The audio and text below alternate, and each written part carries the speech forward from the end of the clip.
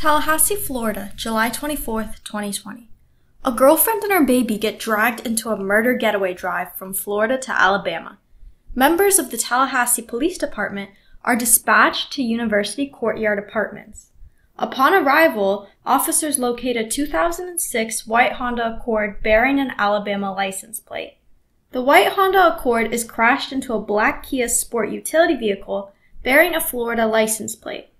The white Honda contains an adult male seated in the driver's seat of the vehicle. The male appears deceased, and it was later determined that he had succumbed to a single gunshot wound to his head. The license plate on the white Honda is bent upward.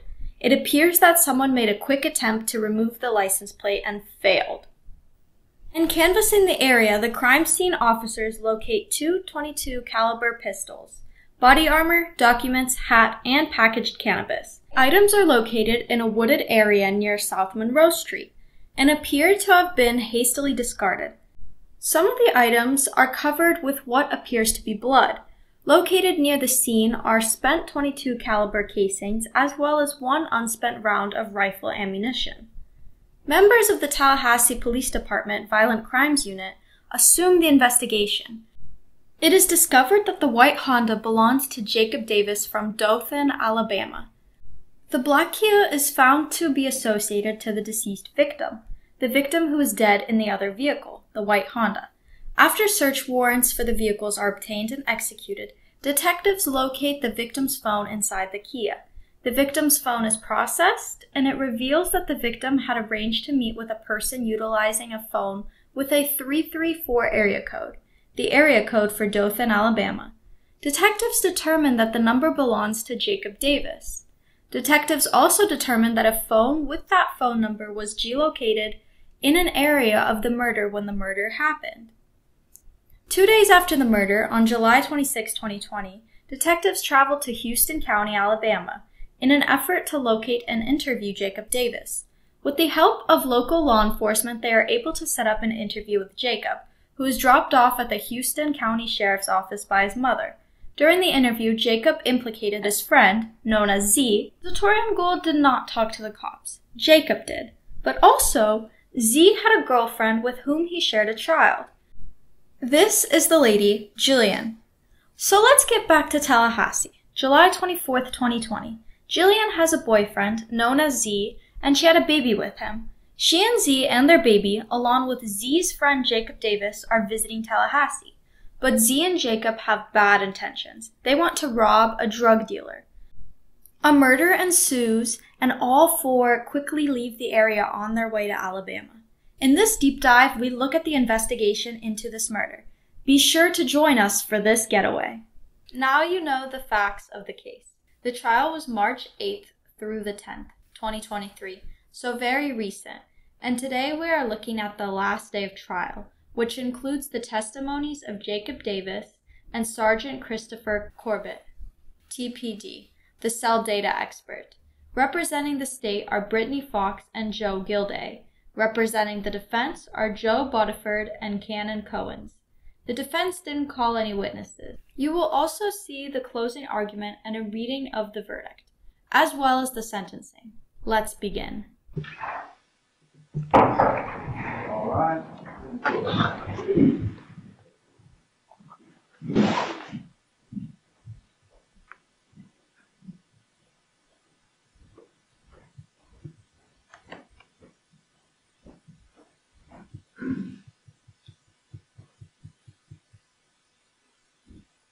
All right, be seated, please. State, you may call your next witness. All right, good morning, Mr. Davis. Could you please stand and face our clerk to be sworn? Do you solemnly swear or affirm that the testimony you shall give shall be the truth, the whole truth, and nothing but the truth? Have a seat. State when you're ready. Thank you, Judge.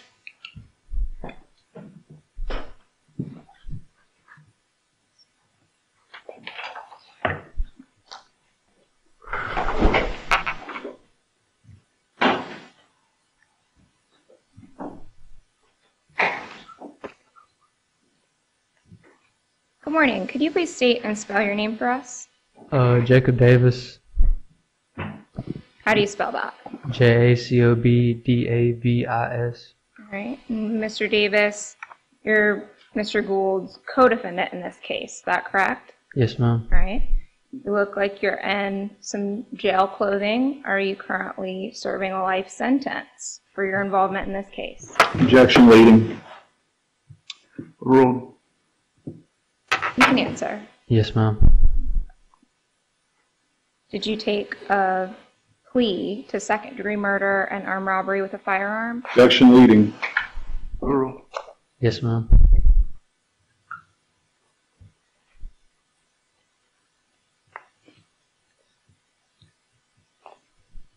Have you been promised anything in exchange for your testimony today? No, ma'am. Are you hoping for something in exchange for your testimony today? Yes, ma'am. Can you tell the jury what you're hoping for? A reduced sentence. Did you, when you took that plea to life, did you take it knowing you may not get a reduced sentence? Yes, ma'am.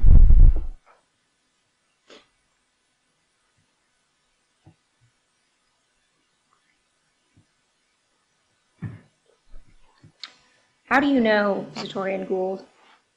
From high school. What did you know him by? Did you call him by his name or by something else? I just called him by Z. Z? Yes, ma'am. Do you see Mr. Gould in the courtroom today? Yes, ma'am. Can you identify him by an article of clothing he's wearing? Blue tie, white shirt, button-up shirt. So there's 3 gentlemen at that table. Which one is he? In the In the middle. middle? Let the record reflect the witness has identified the defendant. So reflects. I want to direct your attention to the events around July 24th of 2020.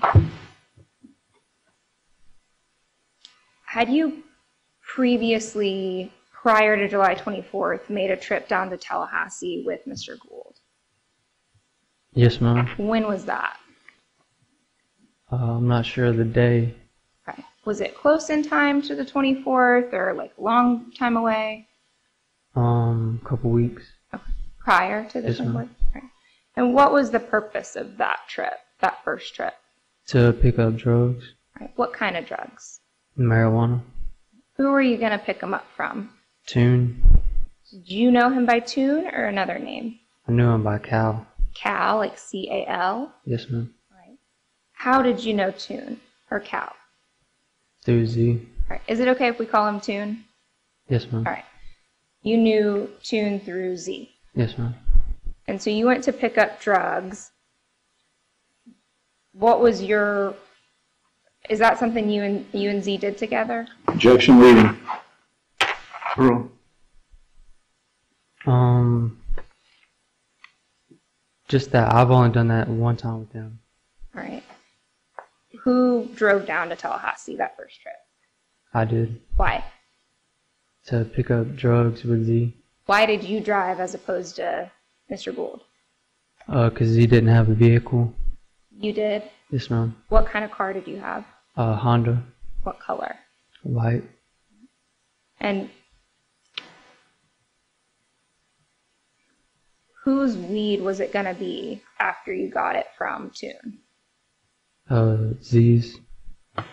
Were you driving, like you were his driver? Yes, ma'am. Well, what were you going to get in exchange for doing that? Gas money in the car and some weed to smoke. So you guys do that. It goes according to plan. You get the weed. You go back to Alabama. Yes, ma'am.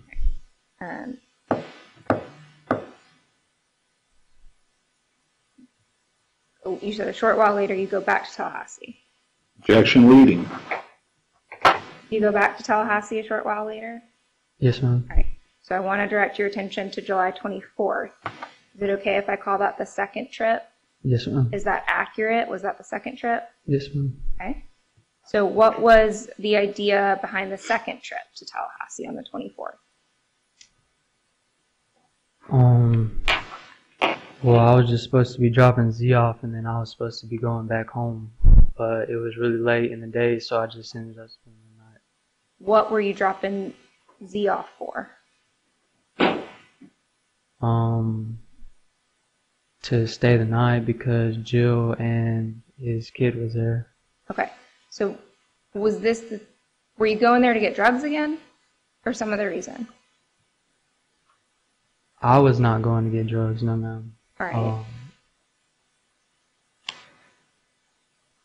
Z could have been going. Objection, speculation, move to strike.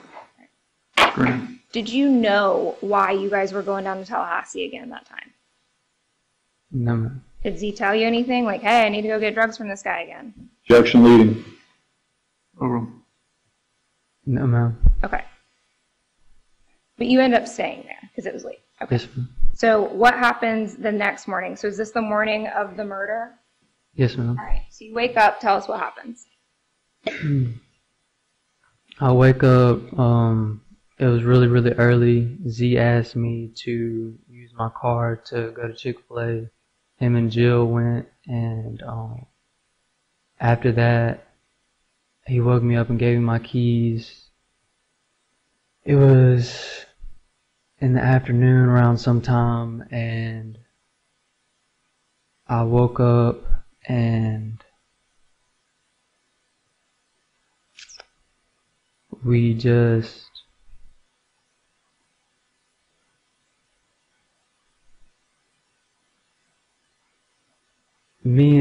I needed some money, and I asked Z if he knew anybody who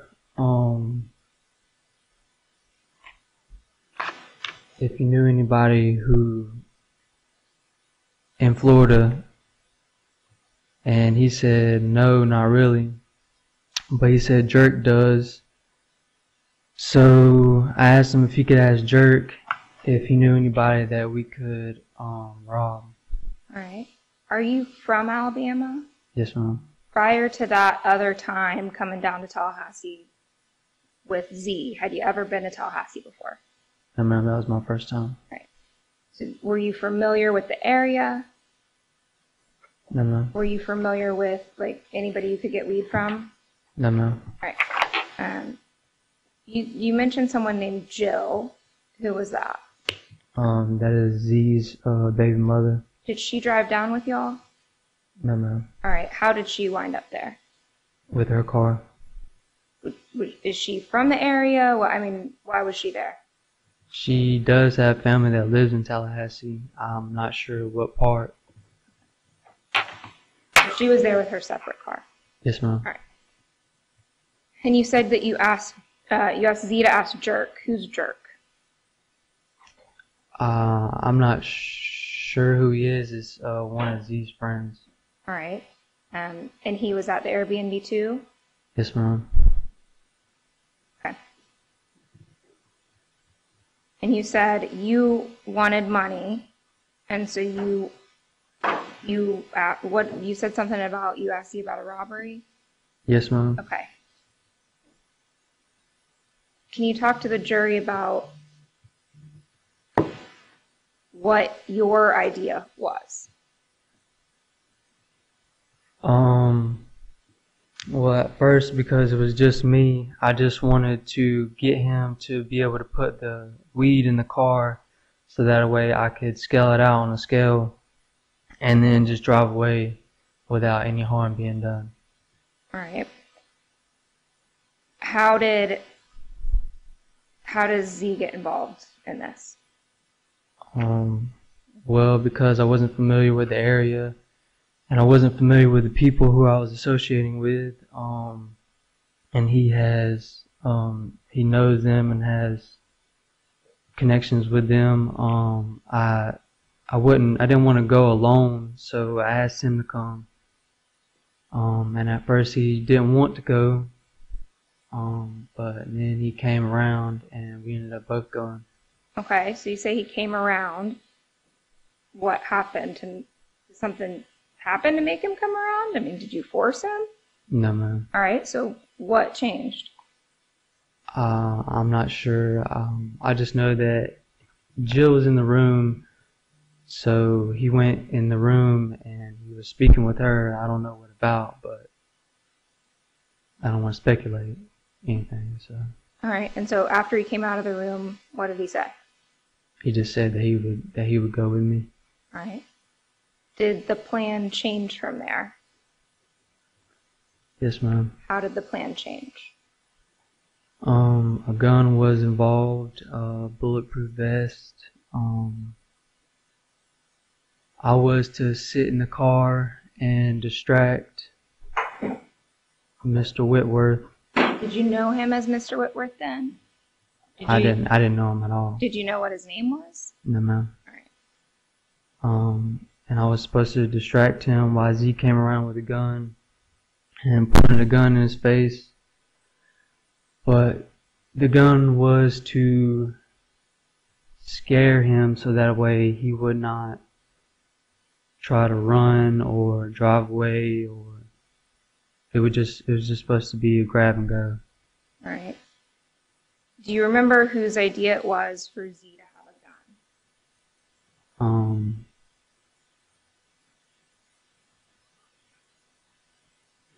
I don't remember. Did either of you bring guns with you? Yes, ma'am. Sorry, that was poorly worded. Did either of you bring guns with you to Tallahassee from Alabama? No, ma'am. Right. Where did you get a gun? There were Tune's guns. Okay. Was Tune in the room with you guys when you were talking about how this was going to go down? Yes, ma'am. Tune and Jerk were. All right. And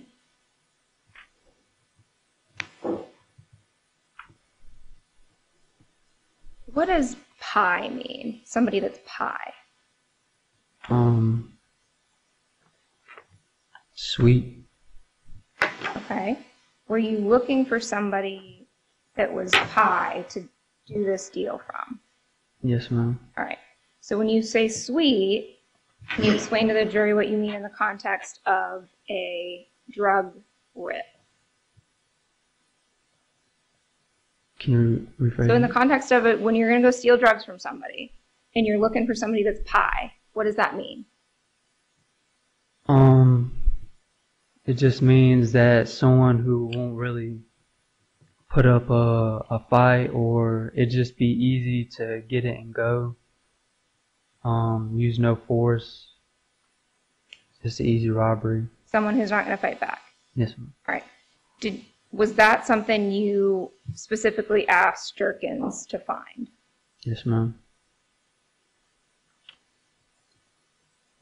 So does Jerkins find somebody for you guys? Yes, ma'am. All right. And how does that work where he finds somebody at some point?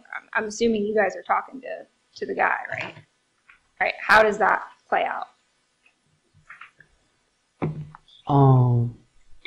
Well, we're in the car, and because I started driving, Z asked where the play was going to be, and then after that, he hands the phone over to me, and then I text him, and then we end up driving back because Jerk blocked his buddy.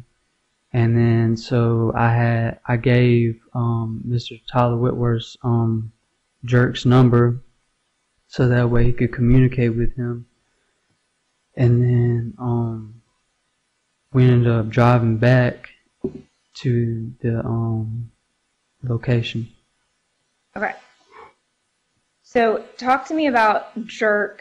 There's a message that the jury's seen and it's in evidence, and it says, "Call my brother." Who is that referring to? Jerk. Is Jerk your brother? No, no. All right. Why would you call him that? It was just because we're both white. I mean, I guess we kind of look similar in face. Okay. Can you explain that a little bit more? Why was that relevant to the plan? Well, I didn't really know him, so in order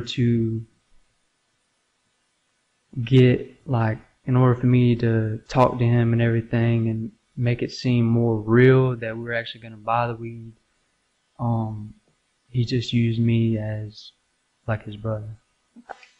So Jerk indicated to Mr. Whitworth that it's my brother that needs the lead. Yes, ma'am. All right.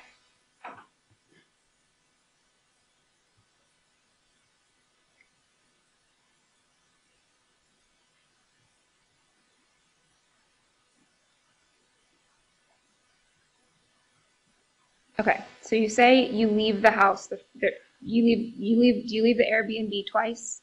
Yes, ma'am. All right, let's talk about the first time. First time, who has a gun? Z. All right. Why don't you have one? Because there was no reason for me to. All right. Why? Because I didn't feel that it was necessary. At first, if Z had one. But then the second time,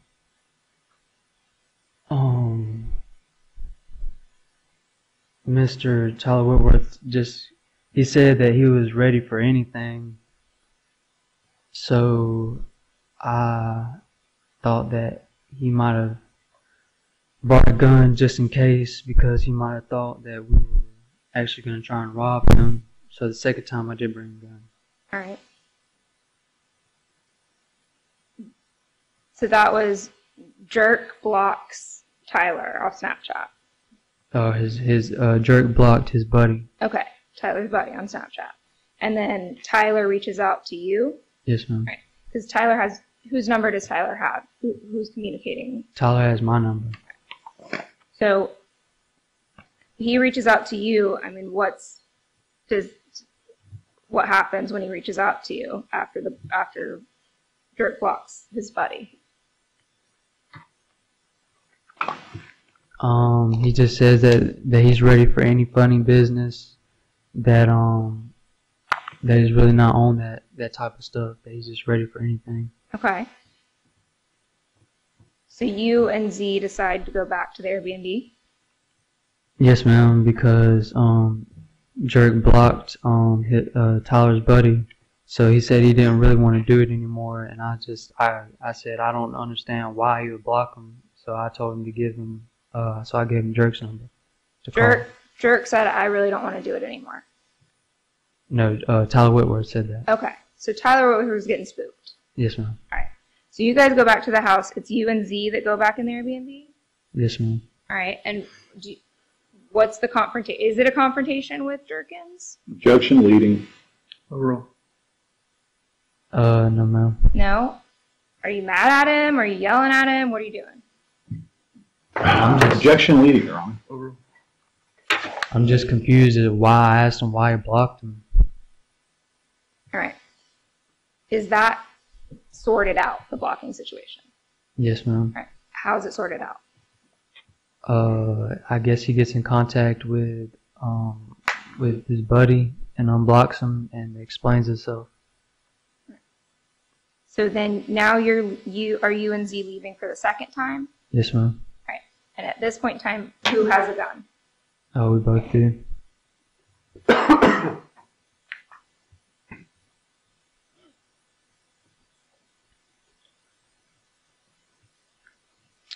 Is Tyler Whitworth somebody you're actually scared of at this point? I mean, let me put it this way. Did you still think he was high? No, ma'am. No. Okay. But you were still going to do this robbery?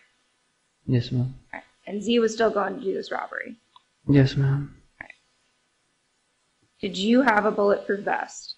No, ma'am. Who did? Z. All right. Where did he get that from? Tune. So you guys leave the second time. Do you make it to where you're meeting for the drug buy, or the presumed drug buy? Yes, ma'am. And do you remember where it was? It was on the south side of town. I'm not sure. Who drove? I did. Whose car did you take? Mine. Your white Honda? Yes, ma'am. Where was Z? On the passenger side. Okay. And where were the guns? Both right beside us. Okay. Can you explain that? Right beside the glove compartment. Beside the seatbelt where you buckle it in. It was stuck in between the seat and the glove compartment area. All right. What was was your car having any kind of issues at that point in time, like that day or around that time? I just had to frequently put water in my radiator. And do you and Z, when you're leaving to go to the robbery, are you doing something to your car? I'm putting water in it.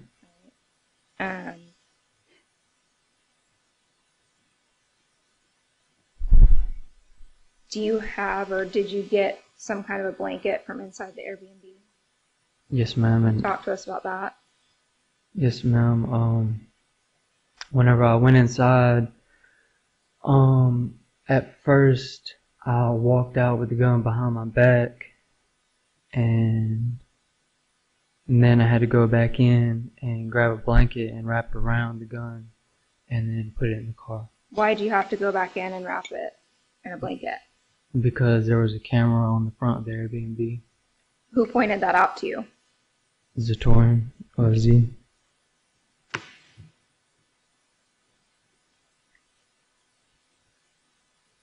Is that how you put the gun in the car? Yes, ma'am. Wrapped in a blanket? Yes, ma'am. Where in the car does it go? Like front seat, back seat, trunk? Back seat. All right. So when you guys make it to, you said it was somewhere on the south side. What was it? A house? Was it a business? Was it something else? It was apartment. So when you make it to these apartments, where do you park? Beside, there's like a basketball area. There was trees, and there was really just a lot of trees everywhere. Supposed to be a basketball court, but I didn't see no basketball court. Right. Was Tyler Whitworth telling you where to go? There was an address that I was sent that I put into my GPS. Okay. And how did you know which car was going to be his? Because he let us know. All right. So when you park,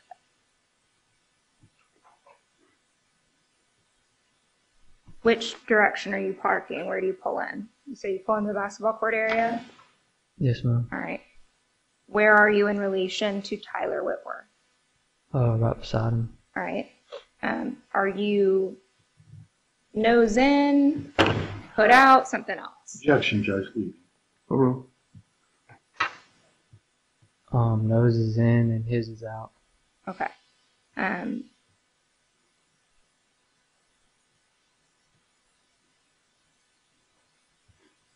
Can you tell the jury, you get there, does it go according to plan at first? Yes, ma'am. All right. What happens? Well, I get out of the driver's side seat and I go and sit in the passenger side seat. The passenger side seat of what? Tyler's car. Do you remember what it was? It was a Kia. I'm not sure what color. But I went and I sat in the passenger side seat and we exchanged greetings. Hey, what's up? And then Z comes around with a gun and puts it in his face, and he turns around and sees it and freaks out, and I puts the car in drive with me in it, and then he drives off and I hop out of the car with the weed in my hands. Okay. So I want to stop you a little bit. So when does the weed exchange hands? Before Z gets there. All right. Where does Z have this gun in Tyler's face? Like right here. I mean, Okay. it has it Where is Z standing? outside of the car. What Driver's side, passenger side, Driver's side. trunk. Driver's side. Okay. Of whose car? Tyler's. All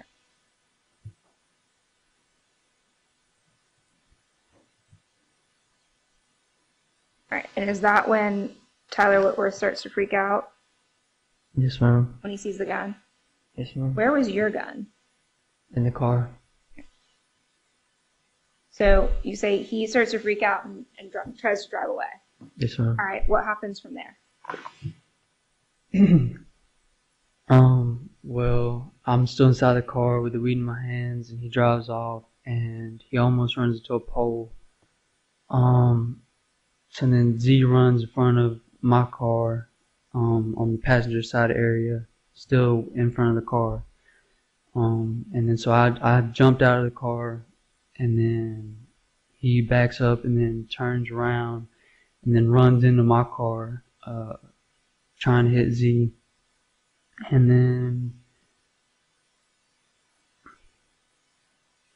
then Z tells me to go and grab the gun, so I run and grab the gun. And then I run up to the area, to the hill area, and then Z runs up to the hill area. And Tyler is revving the engine and trying to get out, and he couldn't get out in the passenger on the driver's side area because he was blocked in. So he got out of the passenger side and starts running behind his car, and then I start shooting, and then Z starts shooting. Okay. When Tyler Whitworth is, after you get out of the car, you said Z goes to the front of your Honda. Yes, ma'am. Does he still have the gun? Yes, ma'am. Where is his gun pointed? At the ground. At the ground? All right. And you don't have a gun yet? No, ma'am. All right. So, and you said Tyler is trying to hit Z. Yes, ma'am. All right. Z still has a gun in his hand. Yes, ma'am. All right. He doesn't hit Z. Ma'am. Does he hit Z? No, ma'am. All right. And where do you get the gun, your gun, from? The driver's side. Of whose car? Mine. What do you do with the weed that you had in your hands? I threw it in the driver's side. At what point do you and Z make your way up to the hill? After I grabbed the gun. All right. Are you running backs to Mr. Whitworth? Yes, ma'am. So running away. Yes, ma'am. Right. What makes you decide to stop at the hill and turn back around?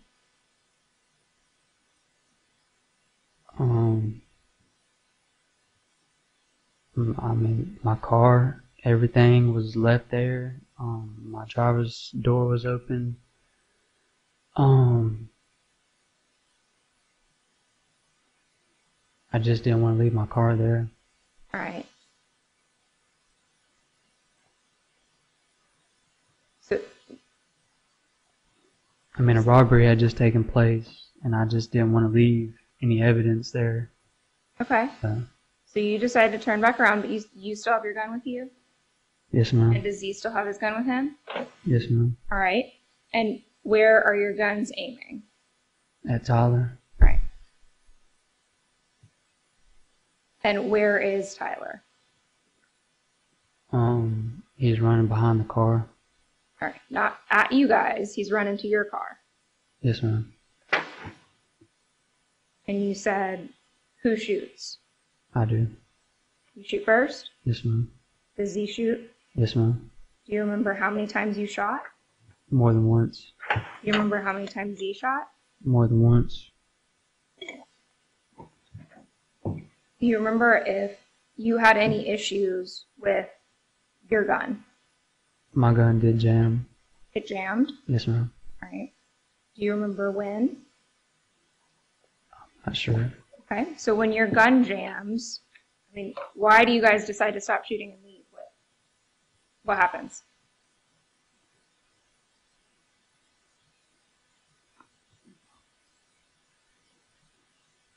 Well, my gun jammed and his, I guess, ran out of bullets. Okay. I mean, you said you're shooting at Tyler. Are both your guns aimed at Tyler? Yes, ma'am. Okay. And do you see him get hit? We don't really see him get hit. He screams. All right. And covers his face. Okay. You see where is he still standing outside your car when that happens? Yes, ma'am. All right. Do you see where he goes after he screams? No, ma'am. Is that when you guys flee? Yes, ma'am. Where do you run to? There was an abandoned looking warehouse up to the top right.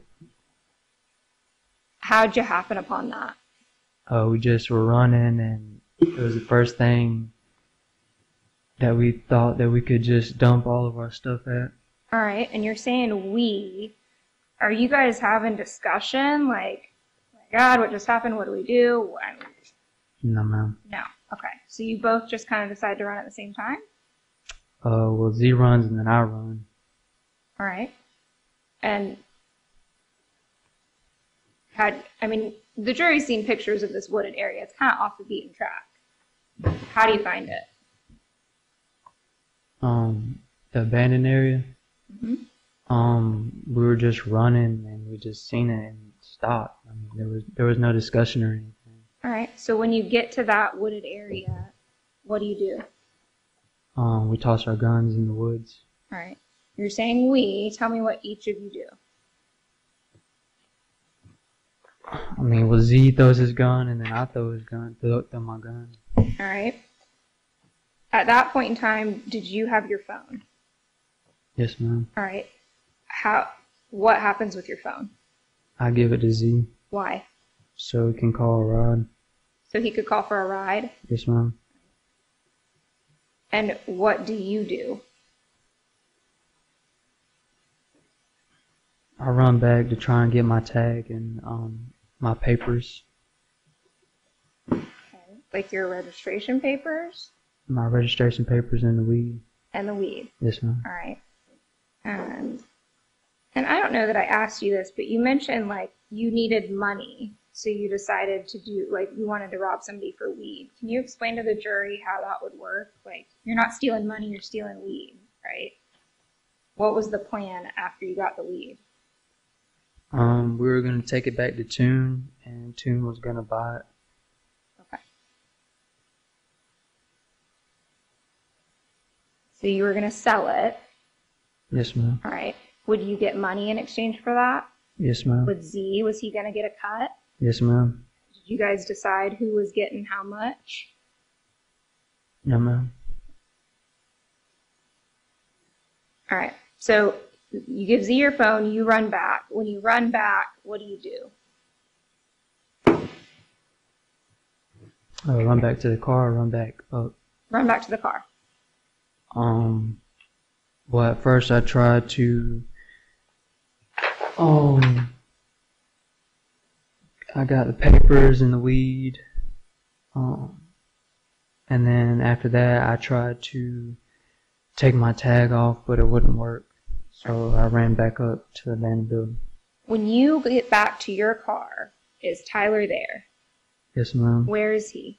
On the driver's side. Is he alive? No, ma'am. Is there a lot of blood? Yes, ma'am. Okay. Did that affect you in any way? Yes, ma'am. How? It made me nauseous. I freaked out. I just didn't know what to think. Did you do anything to call for help? No, ma'am. I didn't have a phone.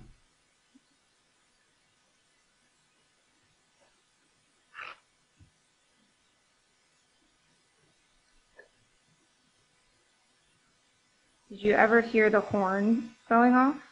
Yes, ma'am. Talk to us about that.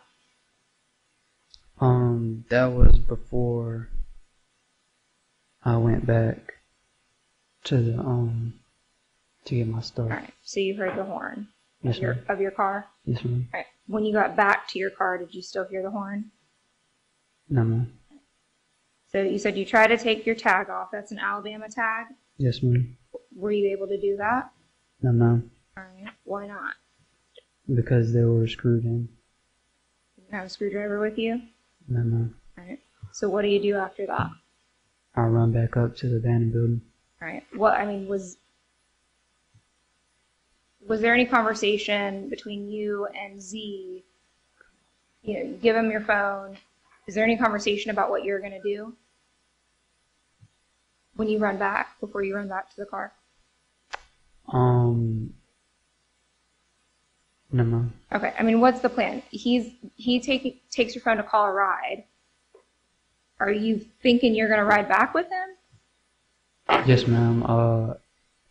He got my phone and then asked to call Jill to get a ride, but I asked him to help me grab the stuff, and he said that he was gonna call for a ride and that he would wait for me. Okay. So when you finished getting the stuff from the car, and so you got some paperwork and the weed.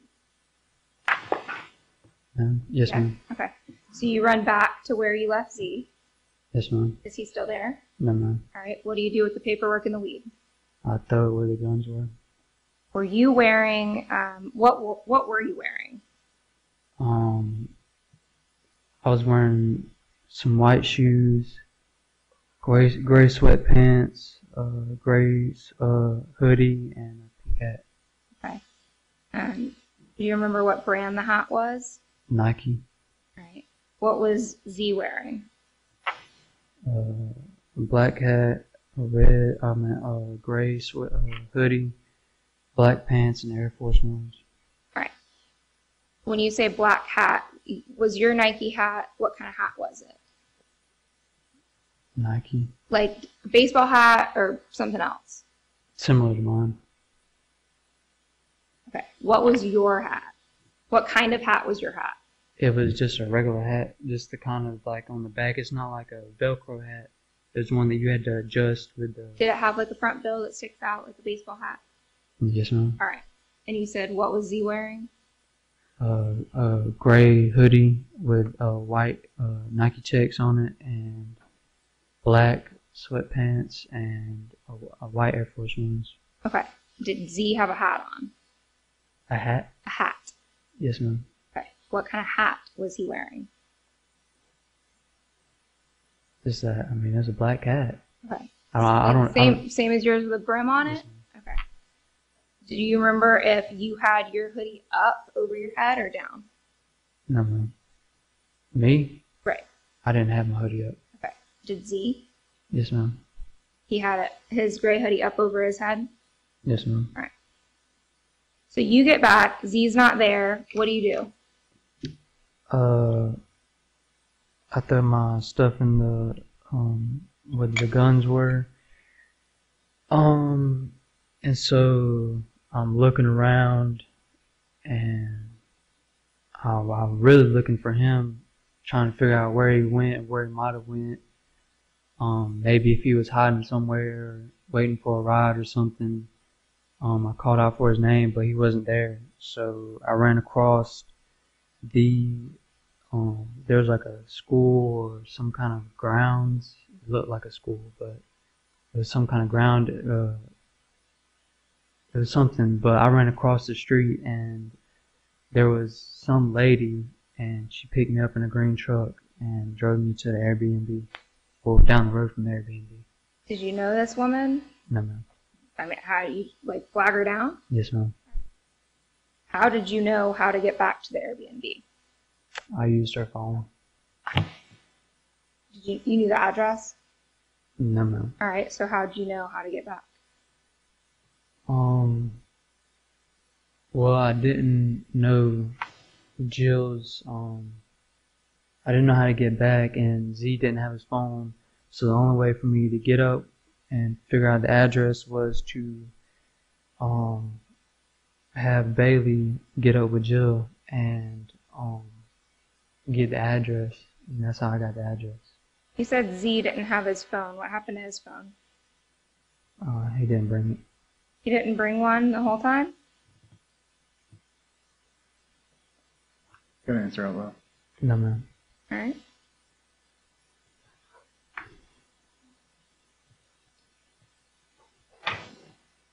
So when you make it back to the Airbnb, Yes, I ma'am. mean, does she drop you off right out the front door or somewhere else? Down the road, and I run down to the Airbnb. Okay. When you get back, is Z already back? Yes, ma'am.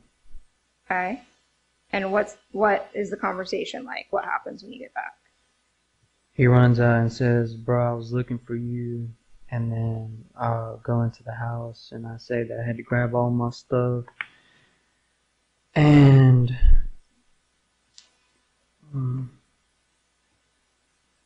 I had blood on my clothes and that I had to change, and we all had to change. All right. Who tells you you had to change? Tune. So do you guys change? Yes, ma'am. What do you do with the clothes you take off? I gave him to some other dude. He puts them in a bag and goes somewhere. All right. I don't know his name. He was just another guy at the house. Yes, ma'am. Was he a black guy or white guy? A black guy. All right. So you guys change. Do you and Z talk about what happened?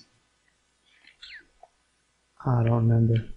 Okay. Just besides that he was looking for me and that I left. Or he left and then I had to grab my stuff. Okay. So your car is still at the scene of a murder. Yes, ma'am. How are you going to get home? With Z and Jill. So Jill still has her car there. Yes, ma'am. So who rides back to Alabama? Me, Z, and Jill. And who drives? Z.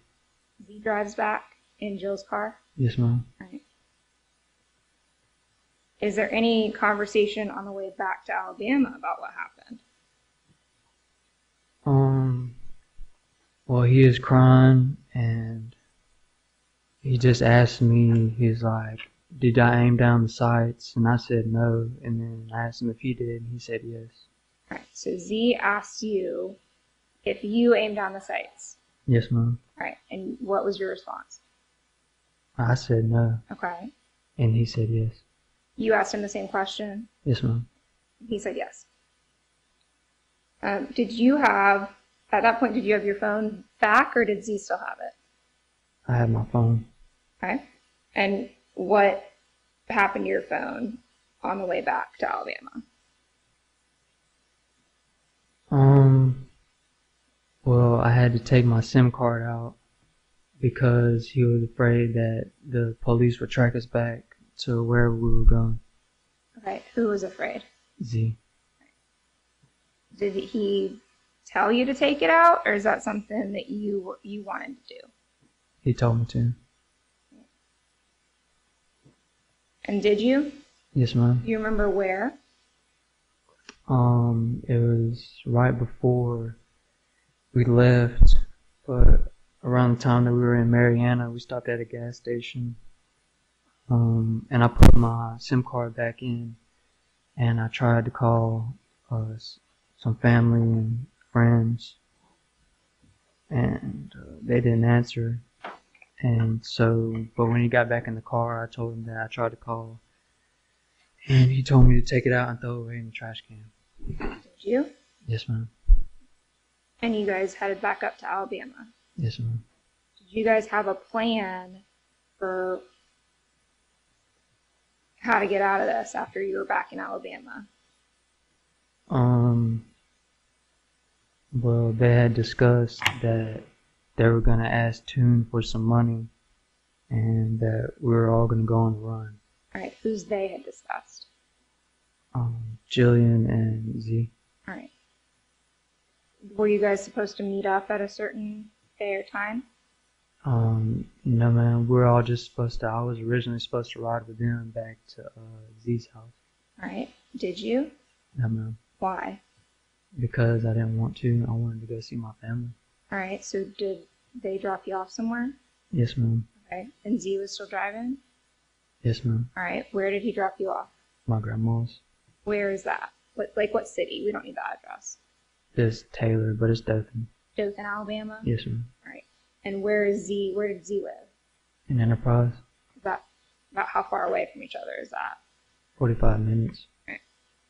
So he drops you off and keeps driving.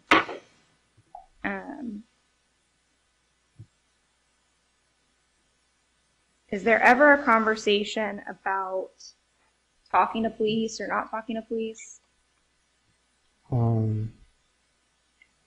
He said that if I snitched, that he would kill me. Is that something you were worried about? Yes, ma'am. Did you take him seriously? Yes, ma'am.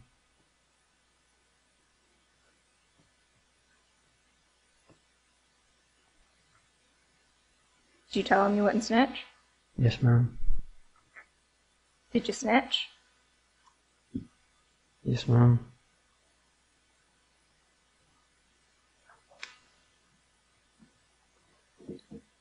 You said that Z didn't have a phone. How did you, did he have a phone and just not have one with him? Yes, ma'am. Right. Did he bring a phone with him on that trip? Yes, ma'am.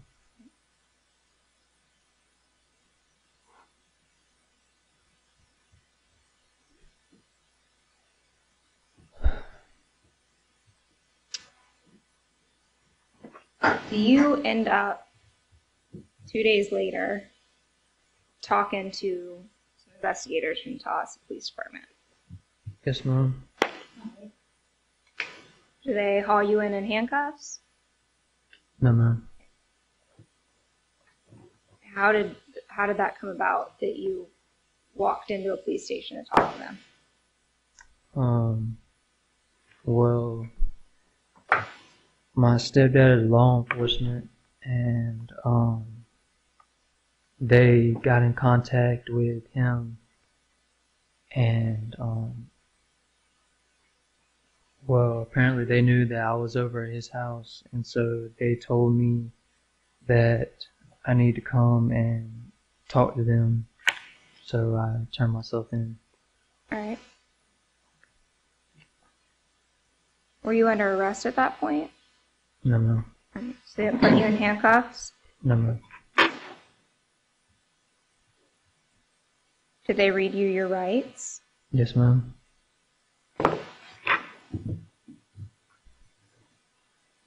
Did they ask you why you were in Tallahassee? Or if you were in Tallahassee? Yes, ma'am.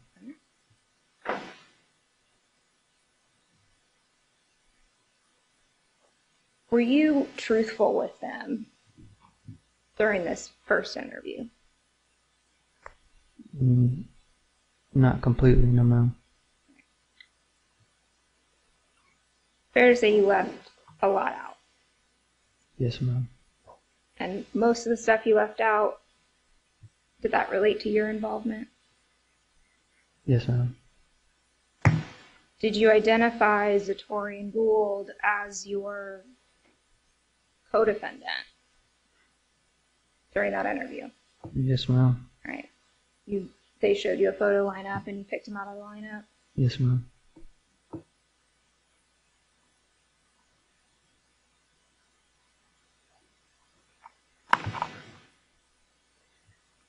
After that interview, they put you in handcuffs then? Yes, ma'am. All right. So they arrested you for murder at that point? Yes, ma'am.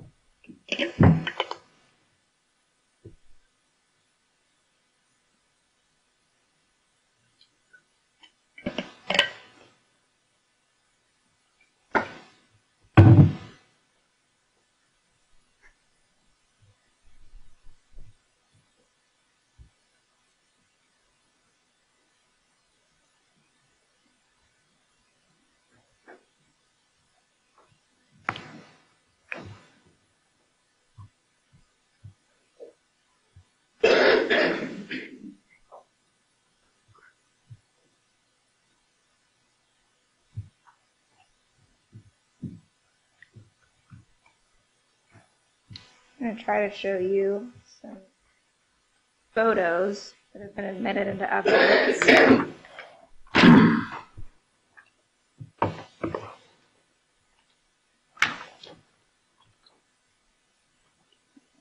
Should come up on your screen right there. All right.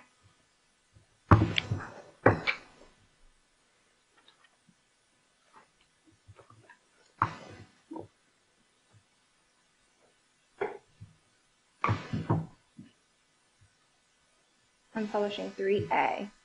You see it okay? Yes, ma'am. All right. Does this look familiar? Yes, ma'am. We see two cars in this picture. Which one's yours? The white one. You talked about a grassy area that you guys ran to. Do you see it pictured in this photo? Yes, ma'am. Can you point out? I think there's a cursor or mouse. Can you point out where you and Zatoriyan ran? Right here. Were you guys standing right next to each other? Was one person lower, one person higher? He was up around this area, and I was more like over here. Which direction did you run? Up to the right, up over here, behind the goal. And when you and Zatoriyan started shooting at Tyler, where was Tyler? Can you show with your cursor? He was running back behind this area and running over here. Do you remember where he was when you saw him grab his face and scream? In front. In front of? My driver's side seat.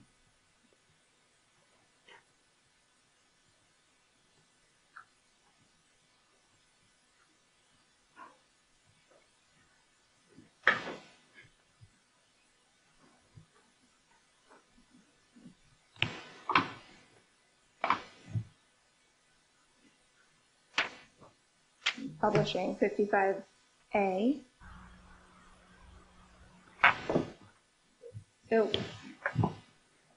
in this ring video, where are you?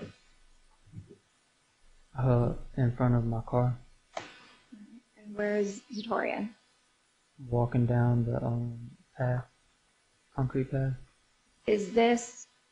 When is this?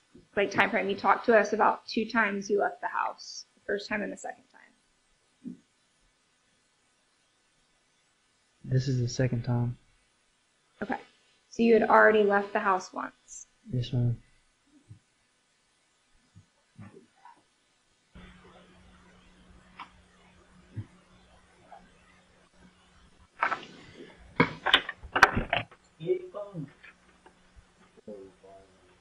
Huh? Yeah.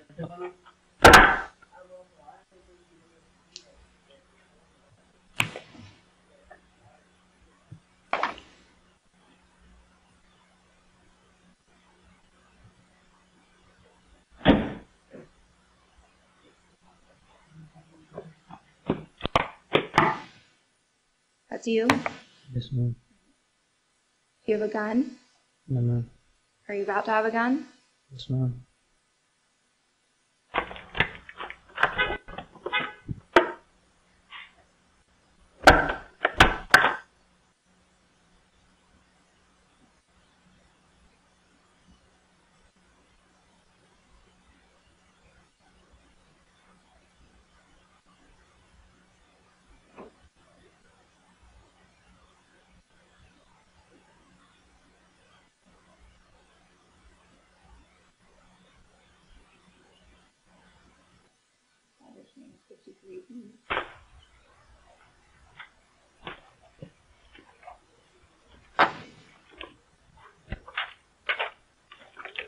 Hey, Dirk.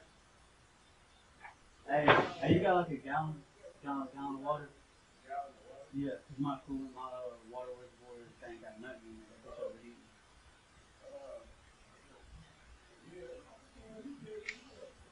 Huh? Oh, God, bro. Man, and that's why I was gonna tell y'all, bro, like. Oh, come on, bro. What the fuck are you doing?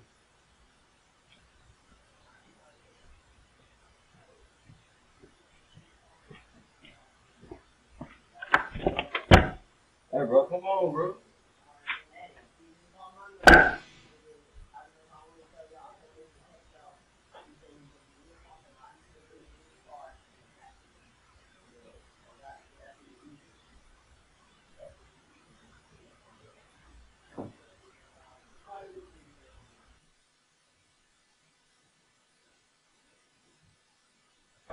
Publishing 55C. You tripping, bro. It's a whole camera right here, bro. You walk to the gun, bro. Come on, bro. Blanket.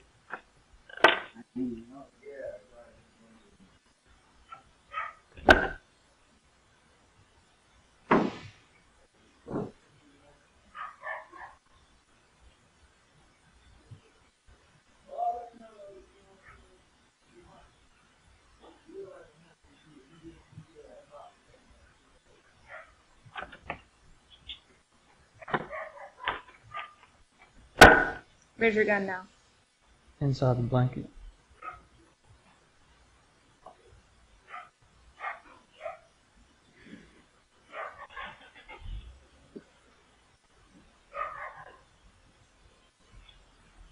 What are you doing with it?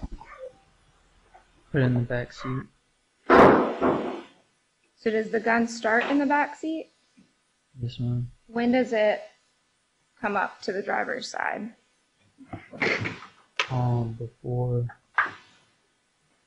Before we get to the apartment area. Do you remember if Z ever did anything with the gun that you took to the car?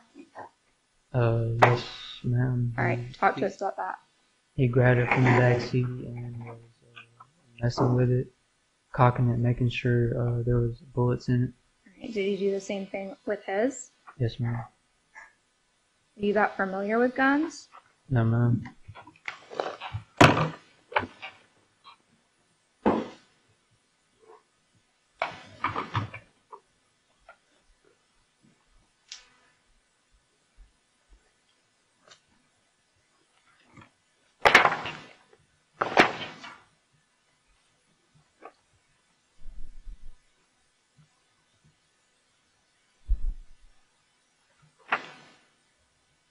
Publishing 53.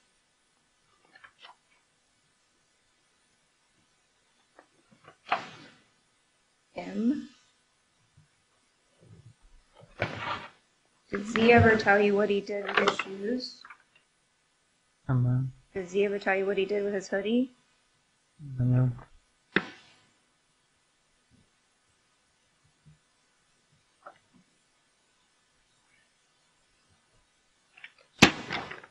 How many phones does Z have in his hand?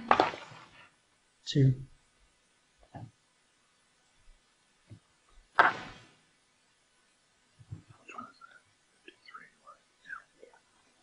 You just had one phone that you gave to Z? Yes, ma'am.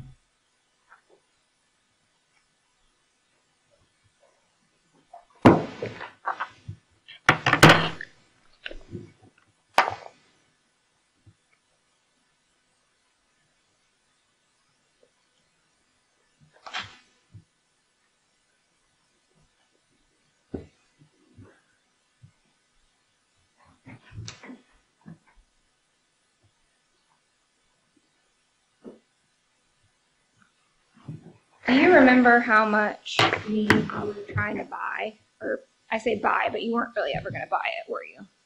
No, ma'am. Okay. How much weed were you trying to steal? Half a pound. Half a pound.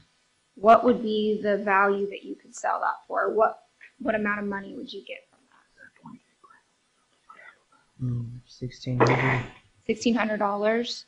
That wouldn't be your cut, though. All right. That would be the total. Yes, ma'am. All right. Would Toon get some of that money? Or Toon was going to keep the weed and give you money? Well, Tim was going to buy it from us. Okay. For $1,600? Yes, All right. And then you and Z would have split the money. ma'am.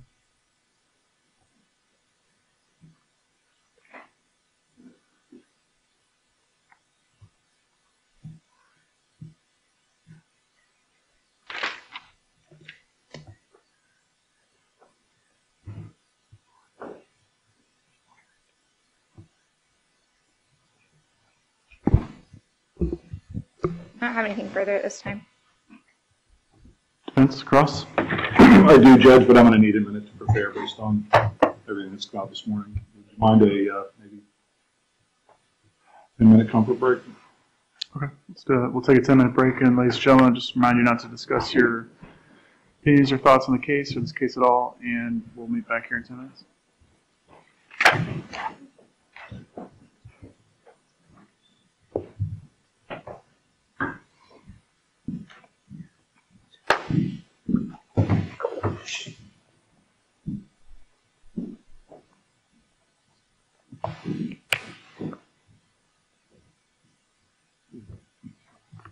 All right, be seated, please. Anything for the record? All right, we're off the record.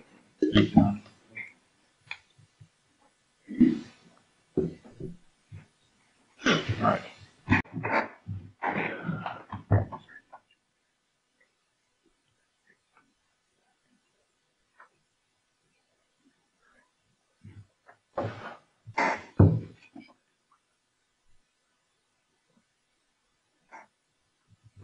I don't have any other questions for this guy. State any redirect.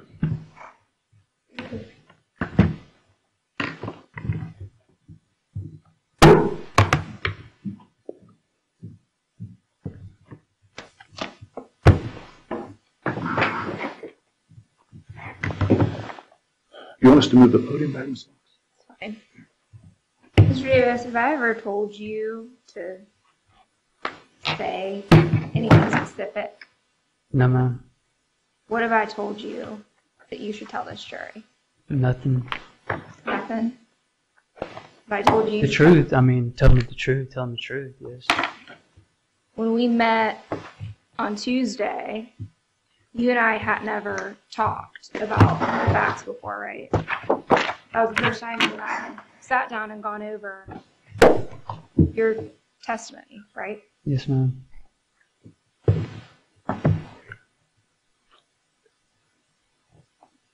What did I tell you I wanted to hear from you? Objection, asked and answered. Over. The truth. The truth. Yes, ma'am.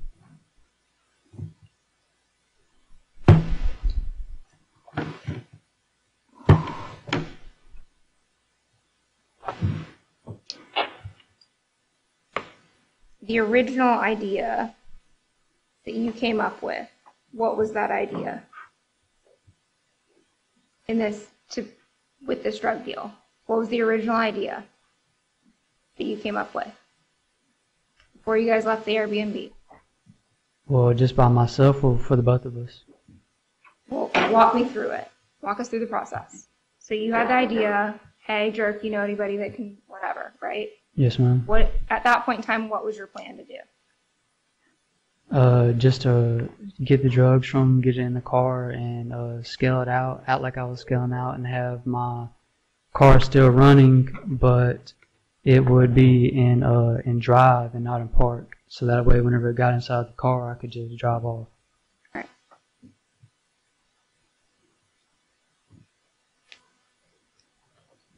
When you're trying to buy, you said how much did you guys end up trying to get from him?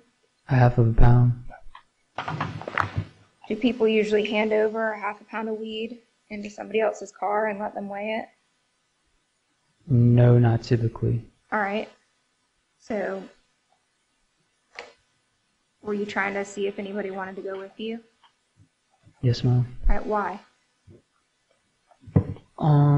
It would just be easier to get that much with someone else. Because you'd have to have somebody in Tyler's car. Yes, ma'am. All right. And someone on the outside, so that way he wouldn't be able to get away. All right.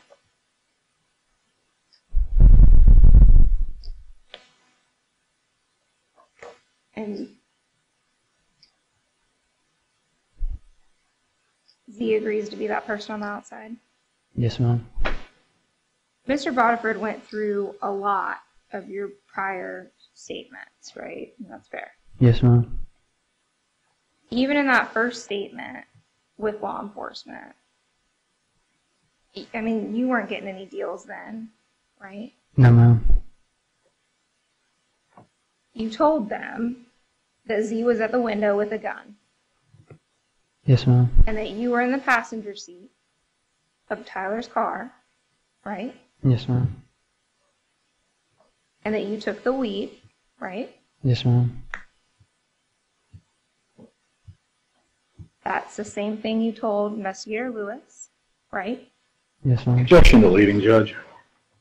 Sustain.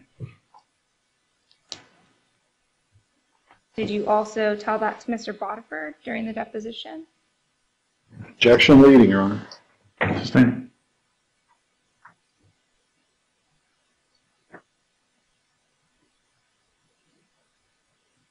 Have you ever wavered about Z being the one at the window with the gun? No, ma'am. Have you ever wavered about you being in the passenger seat taking the lead? No, ma'am.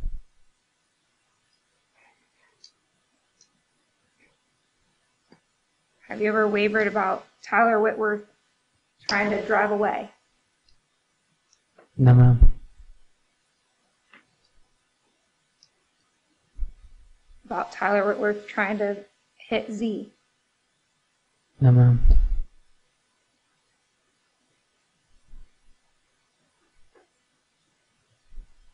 About you and Z both shooting at him? Have you ever wavered about that? I did say that I didn't shoot before. And that was in the first to Alabama with Warren and Bridges. By the end of that interview, did you come clean about you shot too? Yes, ma'am.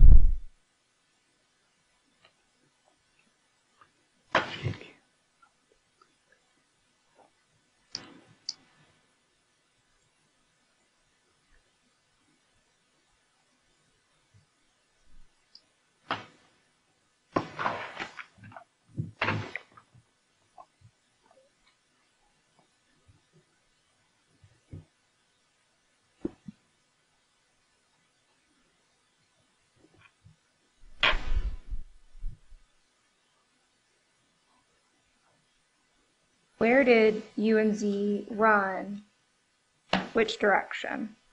You pointed kind of to the right of that photograph we were looking at. Did you run on the sidewalk? Did you run on the road? Did you run through the woods? How'd you get to that wooded area? Well, there was a sidewalk right there. We ran on the sidewalk over to that area.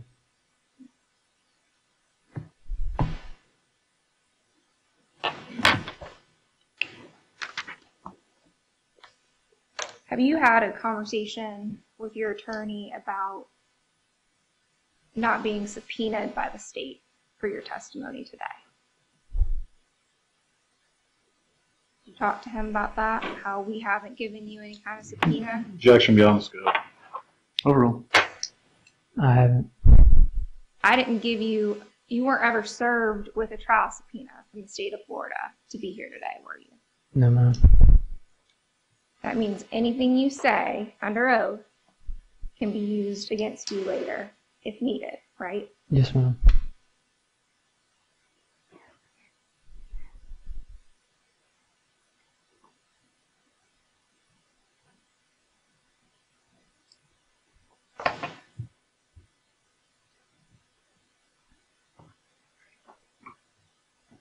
Why should this jury believe you?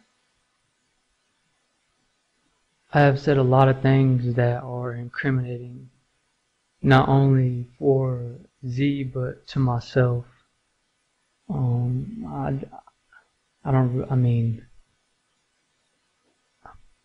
I do have a lot to lose, but I don't at the same time. I do because I haven't been subpoenaed, and I don't because, well, I have a life sentence, and, but, I mean, y'all are professionals. I believe that y'all can see whenever Objection narrative. Overruled. y'all are professionals, and I believe that y'all can see whenever someone is lying and when someone is telling the truth. I have lied, yes, that is obvious. I can't take it back, but I can only do what is right, which is tell the truth.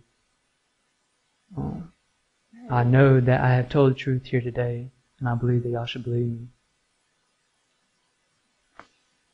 all I have to say.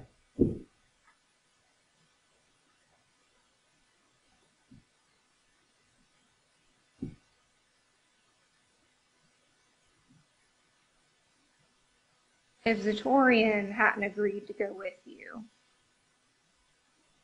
would you follow? No.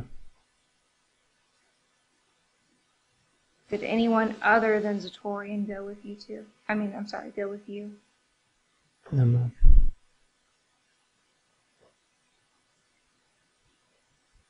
I think at one point during your cross with Mr. Boterford, you were saying Zatoriyan wasn't even there, and there was some confusion. You said at the basketball court or at the house, or what were you saying about Zatoriyan not even being there? Repeat it one more time. Do you remember when Mr. Boterford was asking you some questions and you answered him? Zatoriyan wasn't there. I think it was about his phone. Zatoriyan wasn't even there. Yes, ma'am. Right. What were you talking about, Zatoriyan not being there? Where? You're asking where he was? When you said Zatoriyan wasn't there, what were you talking about? When Zatoriyan wasn't where? Was Zatoriyan at the basketball court? Yes. All right. Did you guys get separated at some point? Yes, ma'am. Whenever he got the ride and left. I don't know where he went. I just know that from speaking and figuring out new evidence that he actually didn't get a ride from Jill like he told me, but that he had got a ride from 3 dudes. And okay, but you didn't know that at the time. no, ma'am. Right. You just knew what he told you. Yes, ma'am. Right. So he lied to you too. Yes, ma'am.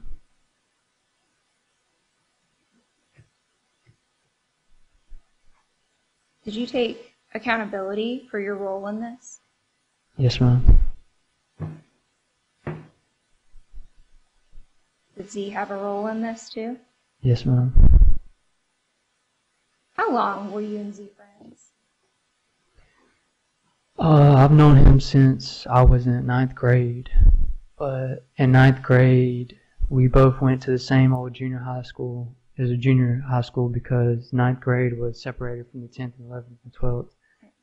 Did you guys hang out a lot? Yes, ma'am, frequently. Would you have any reason to throw your friend since high school under the bus if he wasn't involved with you? Objection, proper bolstering. Sustain. What reason do you have to say Z was involved in this? Objection, cumulative. Overruled. Because he was involved. He was there. The evidence, shows that he was there. I was just basically here to say the things that were in the middle, the things that y'all didn't understand. Because how many people were at the basketball court? 3. Objection asked and answered. Overruled. 3. Yes, ma'am. You, Z, and Tyler Whitworth. Yes, ma'am. What happened to Tyler Whitworth? He died Why? because of a gunshot. Who was shooting those guns? Me and Z. So he's not here to tell us what happened. No, ma'am. I don't have anything else. All right, so let's take a break. We have one more witness we want to try to get through before lunch. And just remind the jurors not to discuss their testimony, anybody's testimony or the case at all, and we'll Go bathroom. reconvene in a moment.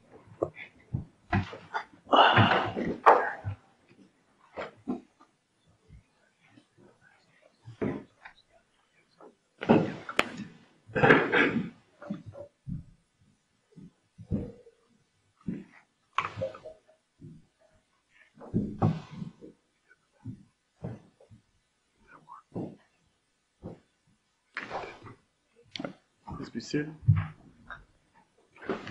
Is Mr. Davis free to return to the judge? Mr. Rocker, I'm sorry? would you need him? Or, I do not. okay. And anything before we go off the record? How long of a break did you say?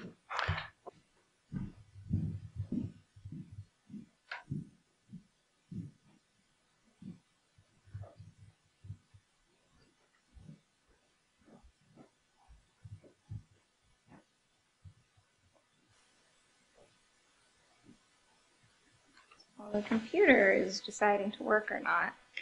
I'm going to start the way I started, and that's by saying thank you to each and every one of you. I know it's been a long week. I know a lot has been thrown at you. I know that you haven't been able to talk about it with anyone. So thank you. We're at the end of a very long process, and we are asking for your attention for a little bit longer. So I get, because I have the burden as the state of Florida, I get to talk to you twice, like the judge just said. I get to talk to you now, Mr. Bodiford will talk to you, and then I get to come back up. So my first opportunity to speak with you, I want to go over a couple of the instructions. And these instructions that you have, that you'll get to take back with you, so feel free to mark them up, do whatever you want to do with them, are the law. And this is the only law applicable to this case. This is not a self-defense case, and you won't find that in your instructions. So because felony murder and robbery are a little bit, there's a weird instruction I want to go over, and that is listed on page 14, legally interlocking counts, and it goes over to page 15. And I'm sure you can tell all of these instructions were written by lawyers because a lot of them just don't make any rational sense. So, legally interlocking counts. All this means is to commit a felony murder, the whole idea behind felony murder is you decide to commit a dangerous felony like robbery, and in the process, somebody dies. So in order to commit a felony murder, you had to have committed a robbery. That's what these instructions mean by interlocking. So you cannot have a felony murder without a robbery or a kidnapping or whatever that violent offense is. And in this case, it's a robbery. So if you find, typically the instructions encourage you to go from the top to the bottom, from the highest offense to the lowest offense, and decide what's been proven beyond a reasonable doubt. But in this case, because we have felony murder, you need to start at the robbery count.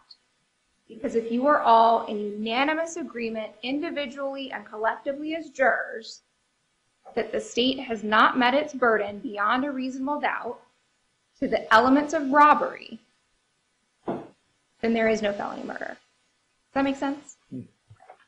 So you start with robbery. Now, robbery has a couple of questions, but at its basic form, it's those 4 elements. There are a couple of additional questions that you'll be asked about on the verdict form and that are included in the instructions, and that involves weapons. You don't have to have a weapon to commit a robbery. You do, that's also illegal, but you don't have to have one. You can rob someone without a weapon. So if you guys go back there, and I don't know that this is going to be disputed, I think it's pretty well established that we have 2 firearms in this case. But if you guys go back there and you aren't unanimous as to whether there was a weapon or a firearm involved, but you all agree there was a robbery, you still go forward to felony murder. The weapon isn't the end-all be-all. It's whether there was a robbery or not. All right? If you decide there was a robbery, then you go on to the question, did it involve a weapon? Still with me? Okay.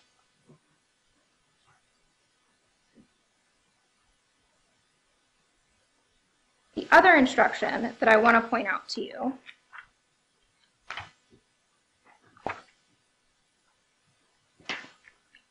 it's on page 9, and that's principles.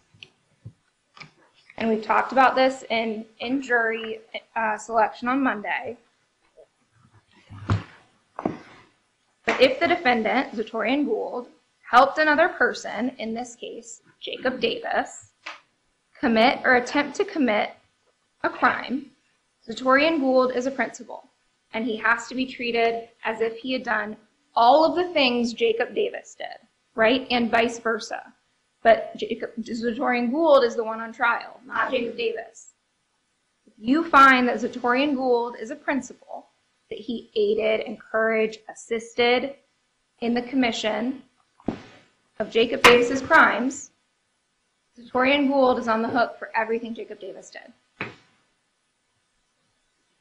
And the same would be true if Jacob Davis was on trial. He'd be on the hook for everything Zatoriyan Gould did. Because they're principals. So when it says in the elements of each crime,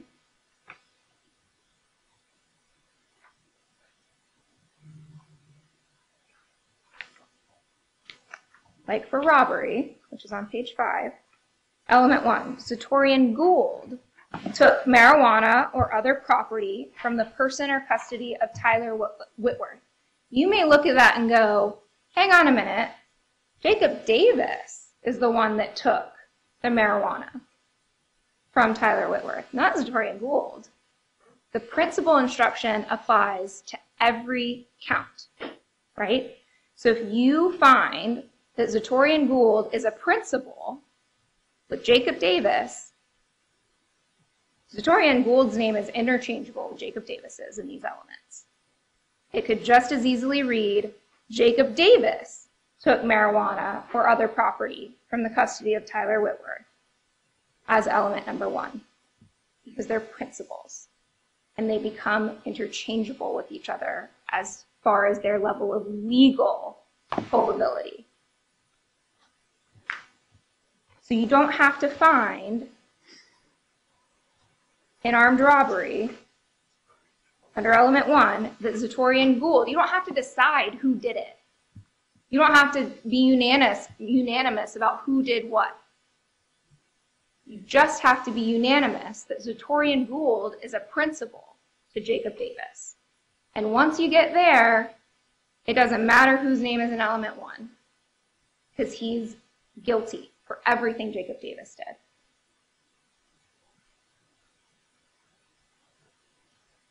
Now, the exception to that is if it was an independent act of Jacob Davis. And that's on page 10.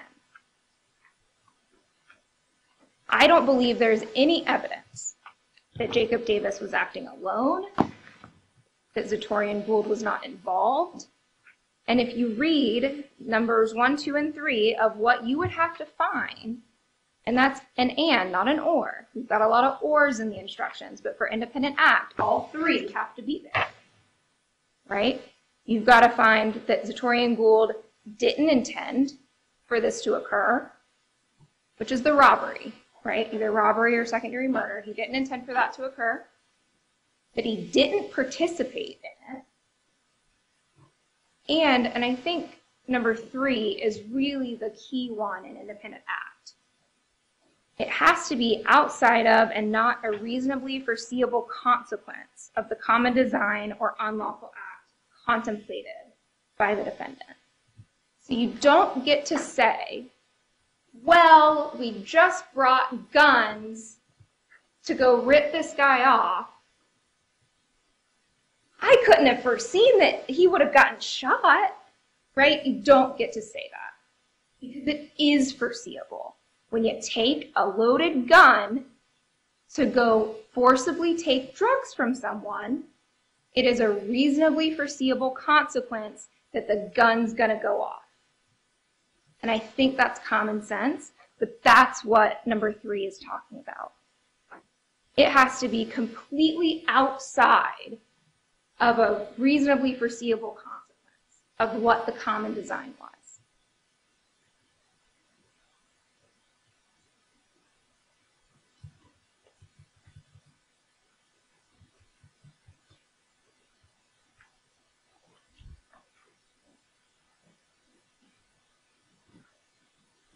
So page 1 and 2 talk about justifiable and excusable homicide. I'm not going to spend a lot of time on those because I don't believe there's any evidence that supports that either of those are applicable, right? This isn't a self-defense case. A felony or an attempt to commit a felony was not being committed. No one was committing a felony upon Zatoriyan Gould, right? He's not the victim. And they weren't in a house. Right? So dwelling house isn't even applicable to this factual situation. And under excusable on number 2, which is, I'm sorry, not number 2, page 2, at the top of page 2, you'll notice a common thread in excusable homicide, right? A lot of accidents and misfortunes to make it excusable. But the key to that is, in one, accident and misfortune in doing any lawful act by lawful means. If you're going to rip some drugs, you're not doing something lawful. So you can cross off number 1. 2, when the killing occurs by accident and misfortune in the heat of passion upon sudden and sufficient provocation. When you go plan to rip someone, you are not being provocated upon. You are the provocator, right? I don't know if that's a word, but you understand what I'm saying.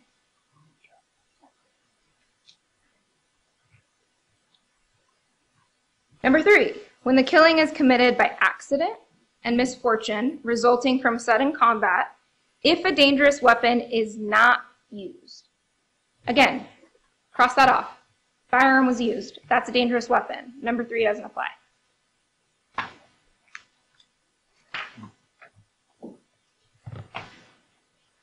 So let's go to, well, let's start with count 2. And I'm kind of taking that out of order because count 1 and count 3 are linked. So I want to talk about those together.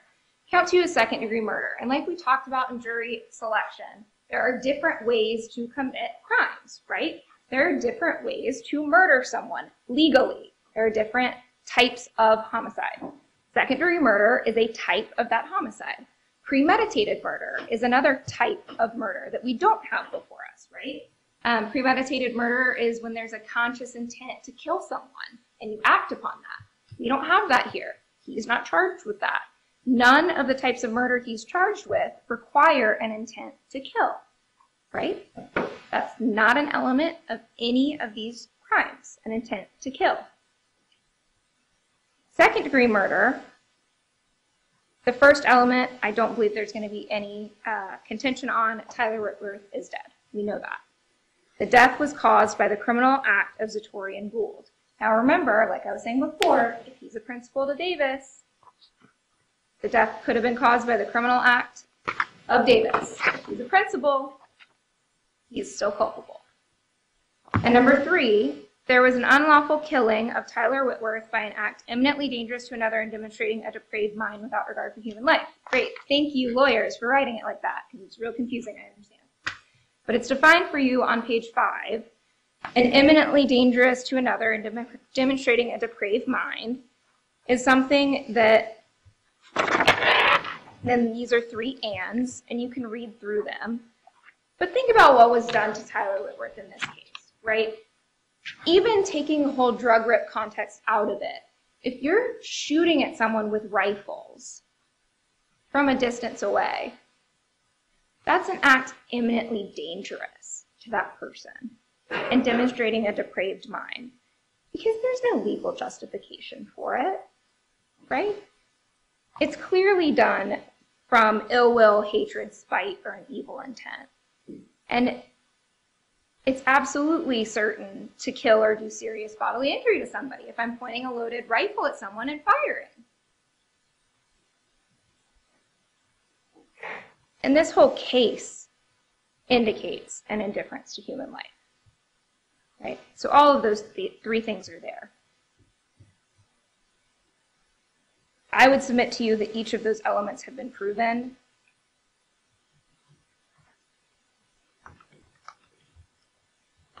But then you get into the robbery. And so count 3 starts on page 5 as far as the instructions. And again, like I was saying, robbery itself is only 4 elements, and then you can add on if you decide if a weapon was used or not. But your base charge that matters for felony murder is robbery. So element 1, Zatoriyan Gould took marijuana or other property from the person or custody of Tyler Whitworth. Again, you can believe Jacob Davis did that, and if Zatoriyan Gould's his principal in this plan, in this what they're doing together, he's guilty of it. Force, violence, assault, or putting in fear was used in the course of the taking. And whenever you see like in the commission of, in the course of, that means legally, and it'll be defined for you, before, during, or after, right? Either before you got there, while you were there, or if you were escaping from it. That's in the course of encompasses all of those things. Holding a gun to somebody's head is using force to take property. The property taken was of some value. Well, we know this was very valuable property. That was the whole reason they wanted to steal it, so that they could then go sell it to Tune and make more money. I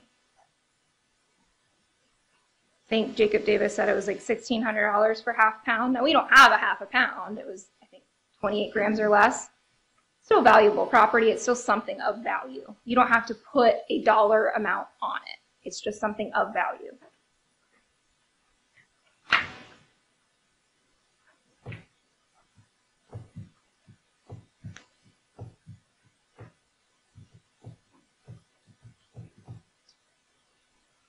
At the bottom of page 6 is where the weapons questions start. So you'll get through counts 1 through 4, and you'll decide individually and collectively, have I proven, has the evidence, which is the form of exhibits and the testimony that has been drilled into your head for 3 days, has that proven to you beyond a reasonable doubt these 4 elements? Zatoriyan, Gould, or Jacob Davis took marijuana or other property from Tyler Whitworth. They used force, violence, putting in fear to do it. It was of some value, and that it was with the intent basically to take it away from him, right? To permanently or temporarily deprive him of that, right? They wanted it from themselves. That's what elements 4 talking about. And they did that.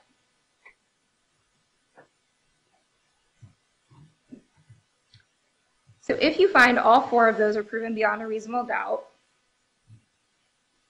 then you ask yourselves the questions if a weapon was used in the course of the robbery.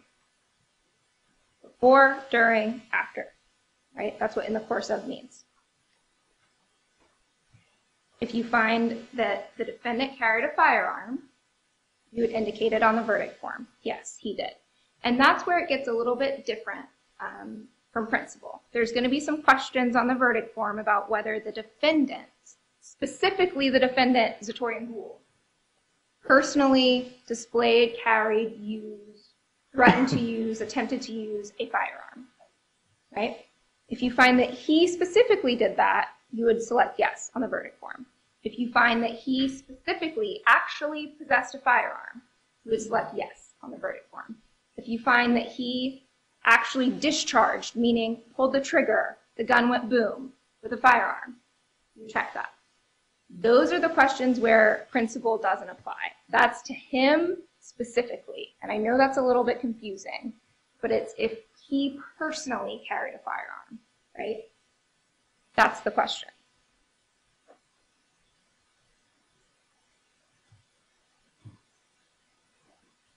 So, my suggestion is you start at robbery. And if you find a robbery's been committed, you go to page 2, which is felony murder. Again, I don't believe there's any dispute over element 1. We know Mr. Whitworth is dead. And 2 has 3 options, and they're all ors. So under 2, you can believe, you guys don't have to agree. As long as you agree that element 2 has been proven, one of you can think it was engaged in the attempt to commit a robbery, another can think it was while escaping from the immediate scene, someone can think it's all 3. As long as you all agree that at least one of those has been proven in element 2, that's sufficient. So it's either while engaged in the commission of a robbery, while engaged in the attempt to commit a robbery, or while escaping from the immediate scene after committing or attempting to commit a robbery. Zatoriyan Gould or Jacob Davis caused the death of Tyler Whitworth. So I kind of combined all of those into one. So they're essentially the same, except for they were engaged in a robbery, or engaged in an attempt to commit a robbery, or they were escaping from the scene of a robbery or attempted robbery. And one of them caused the death of Tyler Whitworth. So that's how element 2 works. For element 3, Zatoriyan Gould is the person who actually killed Tyler Whitworth, or Tyler Whitworth was killed by a person other than Zatoriyan and Gould, but he and the person who killed Tyler Whitworth were principals in the commission of a robbery. All right. Element 3. Either Zatoriyan and Gould killed him or Jacob Davis killed him. You don't have to agree who did. I don't have to prove who did. If either one of them killed him, element 3 has been proven. Does that make sense? Okay. It's very wordy, but element 3 is actually very simple. Some of you can believe Zatoriyan Gould is the one who fired the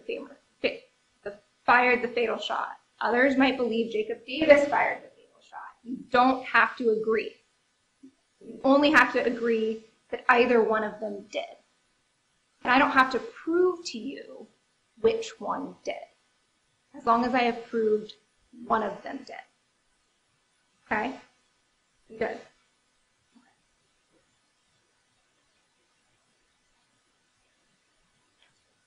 Now, the lesser included crimes for second-degree murder and felony murder are manslaughter. Manslaughter is something I like to explain as, and we don't call it this in Florida, but a lot of states have involuntary manslaughter. Like you'll hear about, a father was cleaning a loaded gun and, it went off and there was some really horrific culpable negligence involved, that he knew it was loaded and decided to clean the trigger instead, and his child was sitting right in front of him. That's manslaughter, right? It's when you are not intending, it's more of an accident. But there's something that's more than mere negligence involved that makes you guilty of manslaughter. When you go to commit a drug rep and a robbery, that's not manslaughter.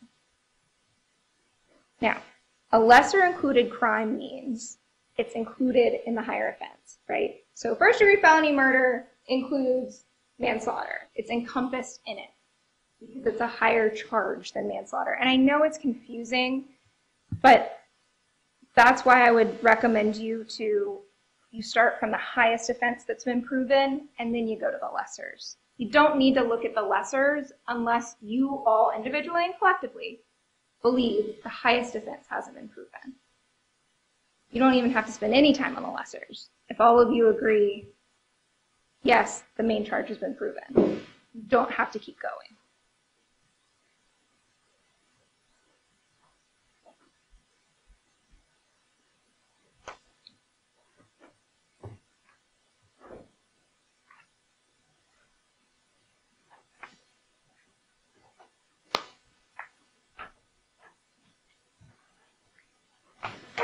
So you hear a lot about the state's burden, and the judge read it to you at the beginning of jury selection.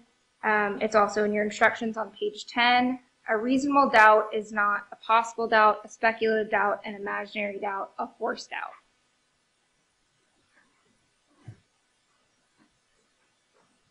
It requires you to have an abiding conviction of guilt. And we talked about that in jury selection, right? It's not 100% absolute certainty. Maybe you have that in this case. Maybe you say, no, 100% certain he did it. Maybe. But not everybody can be 100% certain. And some people think, oh, but I'm not 100% certain. That's not what reasonable doubt is. Reasonable doubt is where you will have an abiding conviction of guilt.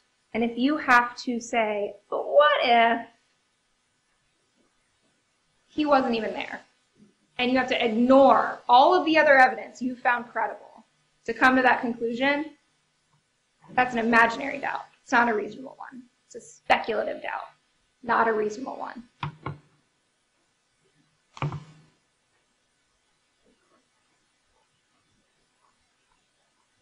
And weighing the evidence on page 11 is going to be a really important piece for you guys to continue to go back and look at. At the end of the day, though, if you look at page 12, sorry to make you flip immediately again, at the top of page 12, there's a really important instruction that's only a couple sentences. You may rely upon your own conclusion about the credibility of any witness. A juror may believe or disbelieve all or any part of the evidence or testimony of any witness. If you have found something not credible, throw it out and continue deliberating without it. You believe some of what Jacob Davis said, not all of it, because he has lied a bazillion times. Throw out what you don't believe. You don't believe him at all. Throw him out completely. That's y'all's decision as the finders of fact. I believe that there are things that he's testified to that are credible because they're supported by other evidence in the case. And you don't just have to take his word for it. But if you disagree, throw everything he said today out the window and look at the evidence you still have. Because even without him, I firmly believe I've met my burden in proving Zatoriyan Gould is his principal.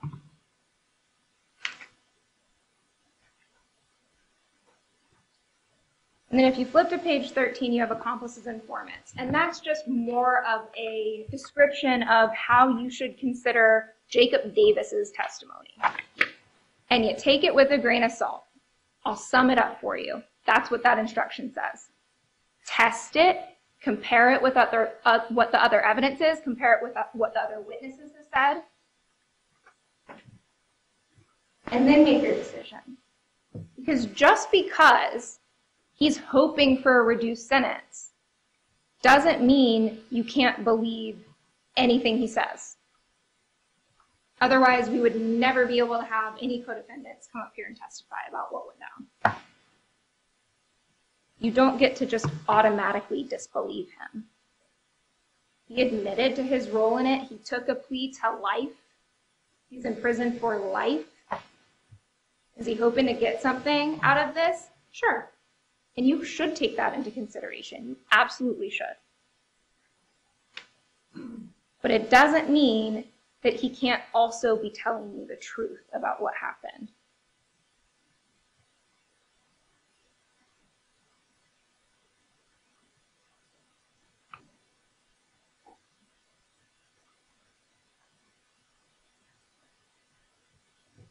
Also think about when Mr. Bodiford comes up here, and I am 100% certain he's going to talk to you about how Jacob Davis shouldn't even be believed about what his name is. I didn't choose Jacob Davis. I didn't choose him as a witness. Certainly wouldn't have been my first choice. Who chose Jacob Davis? Zatoriyan Gould. That's who chose Jacob Davis. Not me.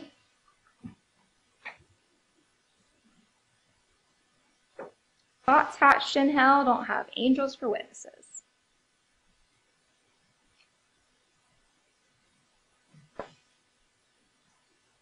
I don't know too many angels that are going to agree or have the idea to do a drug rip. But Zatoriyan Gould knew one, a devil that would, and that was Jacob Davis. They've been friends since high school. They hang out all the time. They travel to Tallahassee together. Jacob takes him down there to get weed from Tune, so Zatoriyan Gould can go sell it in Alabama and make money.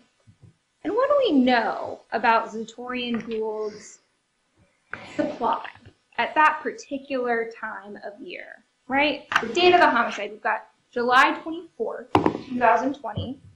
The text messages, Zatoriyan Gould's text messages, are in evidence.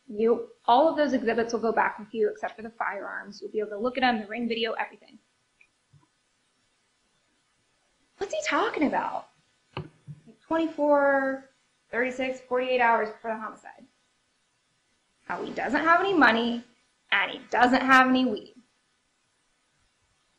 If you're a drug dealer, you need one or the other, because you need money to buy weed or you need weed to sell. Zatoriyan Gould didn't have either. So when his friend, who drives into Tallahassee, has this idea, hey, you know anybody we could hit? Maybe he does say no at first. I don't know. Is Jacob Davis telling truth or lying about that? Because Mr. Bodiford wants you to believe that Jacob Davis is up here saying anything I want to hear. And it's an audience of one, is what Mr. Bodiford wants you to believe. You think I want to hear Mr. Davis saying, oh no, it was my idea? Right? If he's catering to what I want to hear, wouldn't he say, oh, it was all Zatoriyan Gould. It was all his idea. I had nothing to do with it. I just went along with it. No, he told you. I was the one who first asked Jerkins. Nobody we can hit. And then he followed that up by telling you, and Zatoriyan Gould didn't want to do it at first. If this guy is sitting here catering to an audience of moi, that's a really bad thing to say, isn't it? He's telling the truth. Even when it doesn't help him. Even when it hurts him, he's telling the truth. Zatoriyan Gould didn't originally want to do this with him. He goes in, he talks to his girlfriend, he comes back out, he's like, all right, do it with you. Because remember what Jacob Davis said, he wasn't going to do it alone. He's not from Tallahassee, he doesn't know me. This is Jerkins, is Zatoriyan Gould's friend, or Toon's friend, not his. He's not going to do it alone.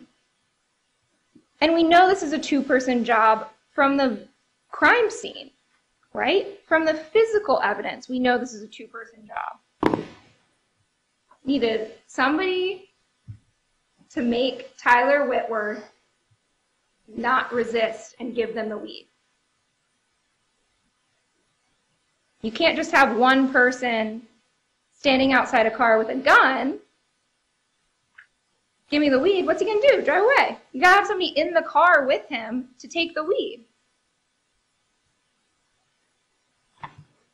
If Tyler Whitworth sees one person get out of the car with a gun, he's not doing business with that guy. He's going to be booking it out. This plan only worked if you had one person to go unarmed into Tyler Whitworth's vehicle, because we know from the text, hop in the passenger, I'm in the Kia, hop in the passenger. And then we need the muscle. We need something to make Tyler Whitworth scared enough that we can take the drugs from him. It has to be a two-person job.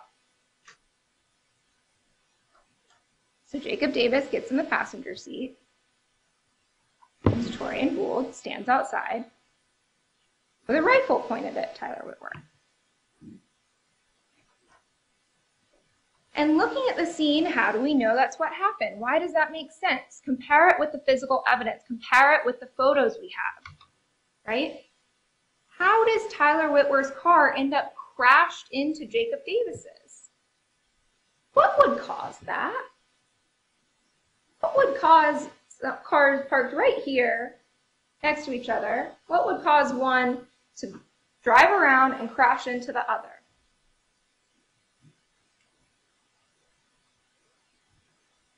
Maybe somebody popping out, pointing a gun at your face? That might cause a swift, I need to get out of Dodge moment.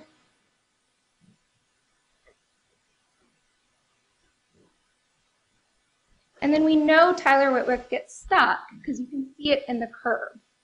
And when police come, the engine is still running, it's stuck in reverse. He's trying to reverse out of there, but he can't because his tires are stuck over the curb. So what does Tyler Whitworth have to do? He's a sitting duck now. He has two people with rifles pointed at him. Sitting duck in his car.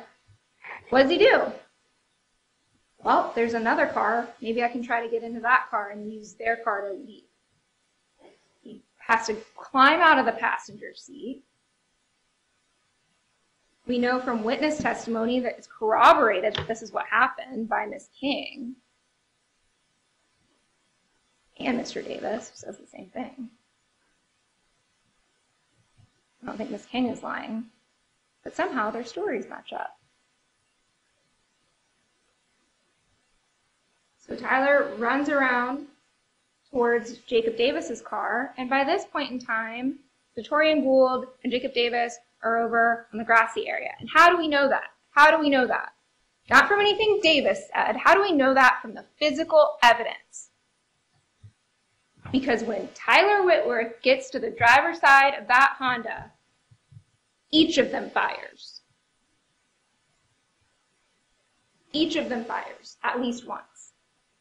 And we know that from the physical evidence on the scene, the shell casings. And where are the shell casings?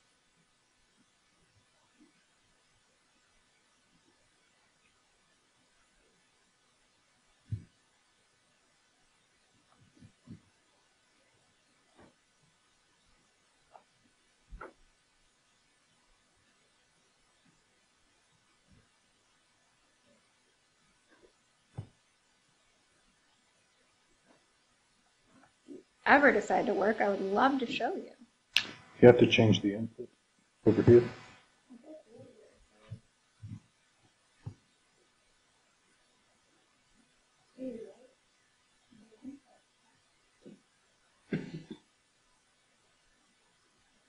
Corbett comes in here with a beautiful presentation and messes everything up for the rest of us.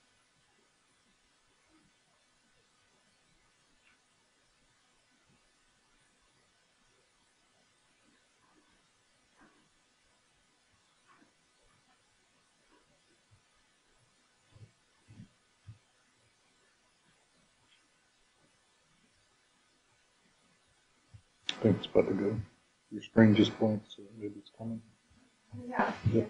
it's just a loose connection. All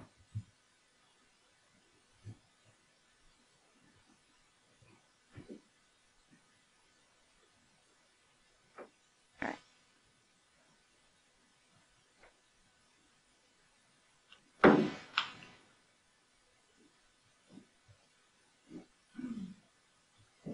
So we have the grassy area over here.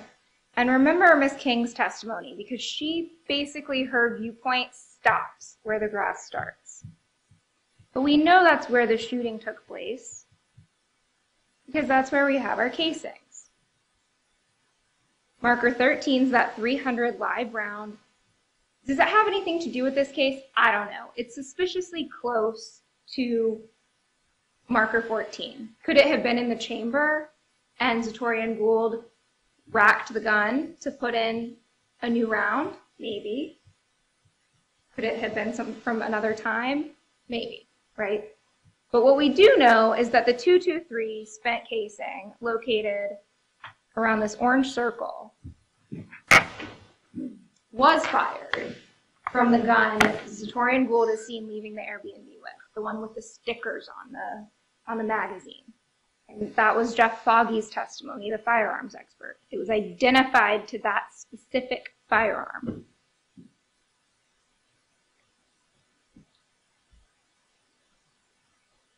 We're looking at the vantage point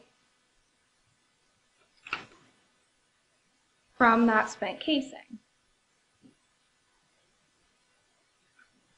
And then the next day, another 5.56 casing is located. And I want you to, in this photograph, think about this area right here. And the trees are helpful as a marker. So you've got like a fatter tree and a skinnier tree.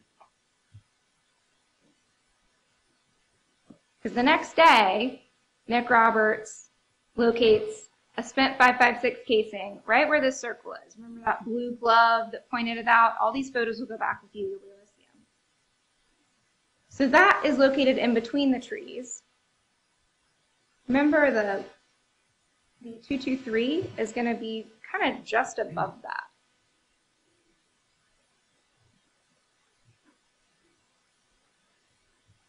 Right? So they're both on the grass. Because what did Jeff Foggy tell you about how firearm ejections work? It's usually out and to the right.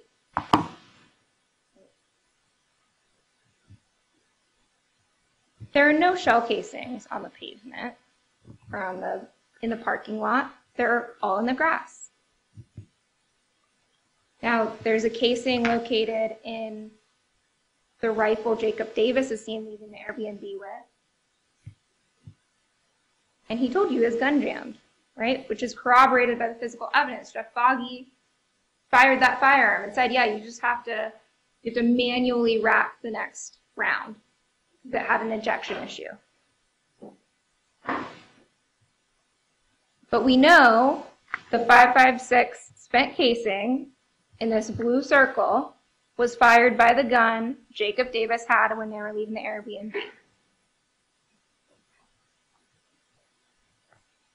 They went to the grass and fired from there. And that would be the vantage point from that spent casing. So let's talk about the woods. What other physical evidence do we have that matches up that these two guys did a robbery and fired shots? Well, we've got the two firearms that were used, conveniently located just a few blocks away in this ravine. The brutal arms with the spent casing inside, that's over here on the right. The American Tactical is circled in yellow. What's next to that American Tactical circled in orange? That bulletproof vest. We know that the weed was actually taken forcefully from Tyler Whitworth because here it is in the ravine with all the other evidence of this crime. Also, the Honda manuals, the Honda registration, Jacob Davis's red hat. Let's talk about DNA. There was a lot of DNA testing that went on. Not a whole lot of great results, right? And Ms. Hyatt was talking to you about that. DNA is finicky. I could sit here and rub my hands all over this podium. Could swab it. There might not be DNA. Does it mean I wasn't here rubbing my hands on this podium? No, right? Got a courtroom full of witnesses. I'm on digital, I'm on camera. Even if I'm excluded from that swab. You guys all see me with your own eyes. So DNA isn't this magic bullet that we sometimes like to think it is. But it can be helpful. So, on the American Tactical, this is the Gould gun. Whose DNA is on that gun? Gould's. On the grip. Everything else is pretty much inconclusive, other than Tyler Whitworth's DNA is excluded from the grip in the magazine, and Davis's is excluded from the magazine. For the firearm that Davis had in the video, not really helpful at all. Gould was excluded, everything else was inconclusive or not interpretable. The vest, not interpretable, or an insufficient amount of DNA. The Nike hat, though, that was a match for Davis, right? I mean, we see him in the video wearing it. It's a match. Gould was excluded, Whitworth was excluded. What's interesting is when you get to the Kia swabs. Because who do we know for sure was in the Kia? Tyler Whitworth, right? It was his car. We know that's how he got there. It's his car. He's excluded from these swabs. That's why you got to take DNA with a grain of salt. Because if you only believe the DNA, oh, well, Tyler Whitworth was excluded, that would mean that Tyler Whitworth was never in that Kia. But we know that's not true, right? Because it's his car.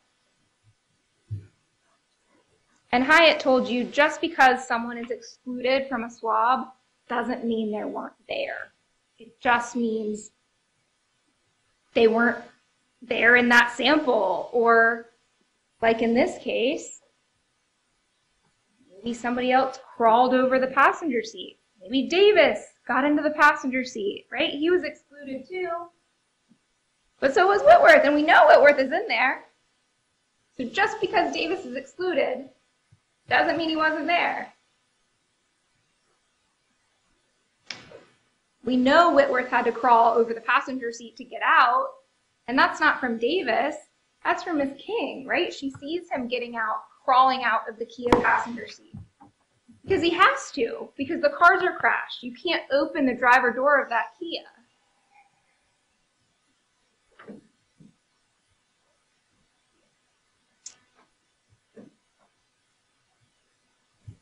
And a lot of the swabs, most of the swabs, are just not interpretable.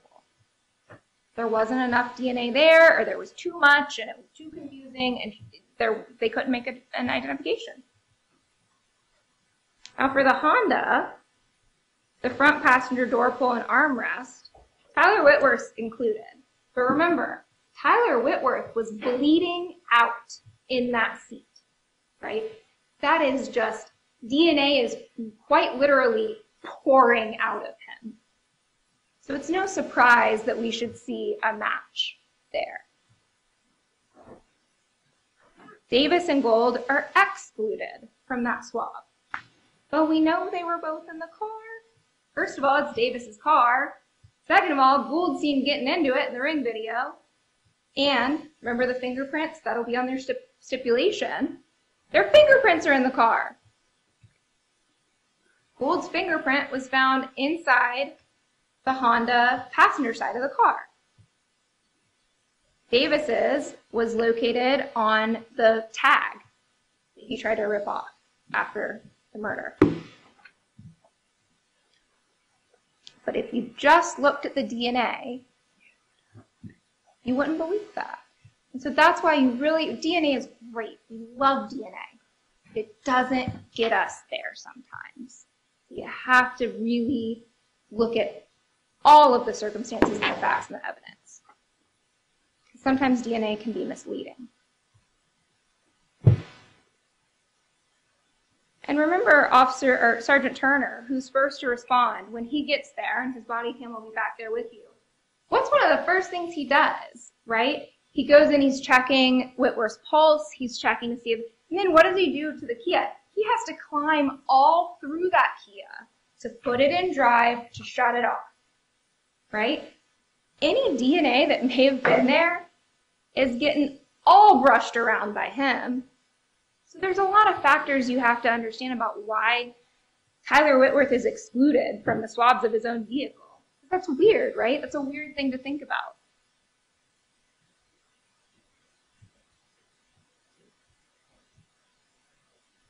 But when we look at the timeline, the ring video is really instrumental.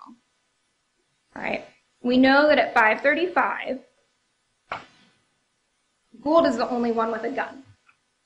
Because Davis is at his car and you see him walk back up to the front door with no firearm. And when he walks back out the next time, he's carrying it behind his back. Right? Which is consistent with both him and Jerkins. Because remember Jerkins' testimony yesterday, they did leave and come back. And they were getting real mad at me because I had blocked Tyler's buddy, and that was about to blow up the whole thing, and they came back at me and yelled at me, and I unblocked them. That was what Jerkins said yesterday. And then they left. Again. And that's corroborated by this.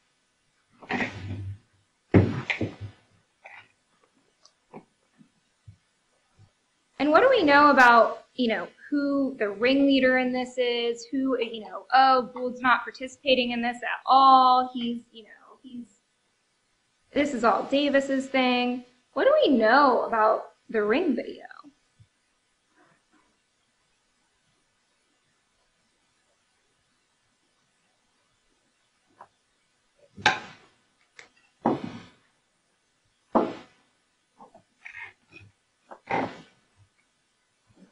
Volume is off. Give me a minute.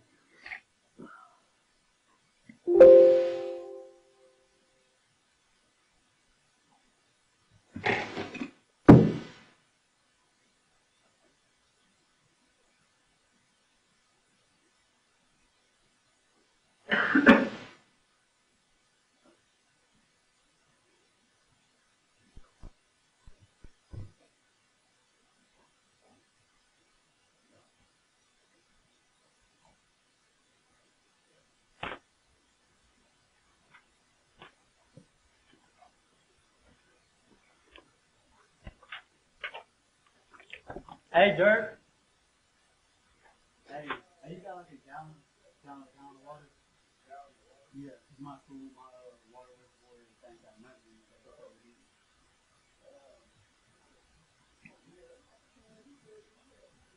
Huh? Man, that's why.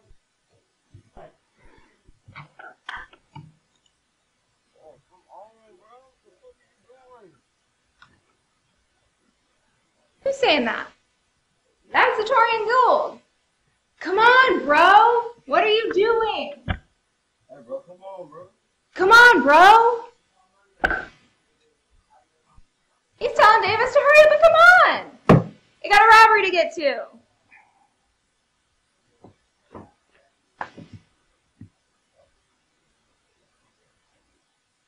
And when Davis does hurry up and come on,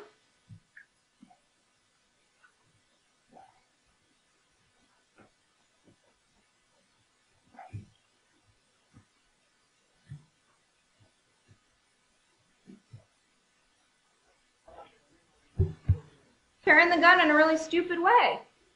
And who points that out to him? You tripping, bro. It's a whole camera right here, bro. You walking with the gun, bro. Who points that camera out to him? Blanket. Mr. Gould. What are you doing with the gun, man? There's a whole camera right here. And so what does Mr. Davis do? He does what Mr. Gould tells him.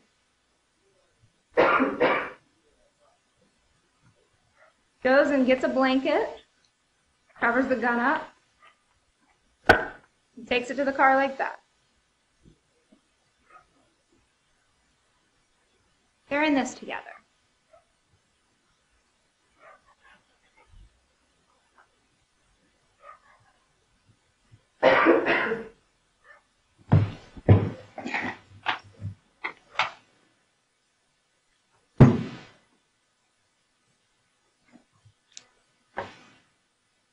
Got DNA on the hat? Even if we didn't, his hat. Even if Davis didn't stand up here on the stand and tell you it was. We know it's that gun, it's that blanket, it's that water jug. And what about Gould? Same gun. And what is he wearing underneath his sweatshirt? You might not be able to see it on these screens. You can see it in the jury room. You can pause it. You can blow it up, whatever you need to do. But you'll be able to tell there's a hint of camo on that bulletproof vest he's wearing. And how convenient that just outside the scene of the crime, in addition to this gun, we should find a bulletproof vest that has camo on it.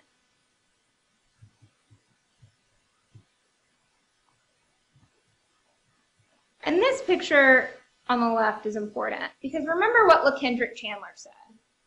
He saw someone higher up on the hill, gray hoodie on with the hood up. You know Davis has his hood down and his red hat on. LaKendrick Chandler saw somebody in a gray hoodie with his hood up and a big black gun. And he said it was kind of shadowy. You know, the hand. Originally he said the hands were black. Another time he said, he can't remember. It's been 3 years. That's fair. That's really fair. He wasn't sure if it was the shadows on the hands from the gun making it look like a black male or something else. But that's pretty darn spot on with what we see Gould in this image. And that's also consistent with where we believe Gould to be on that hill, where that 223 casing is.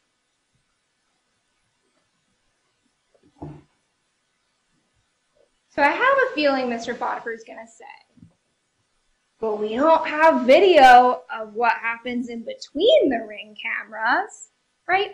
Fair, true. We typically don't have criminals with a camera crew following them around, so we get every minute on video, right? What do we have for the in-between times? Well, you heard from Sergeant Corbett today. We know they leave the ring. We know from the ring that they leave the Mayapple house at around 5:45. What's Gould's phone doing at that time? Where's it headed?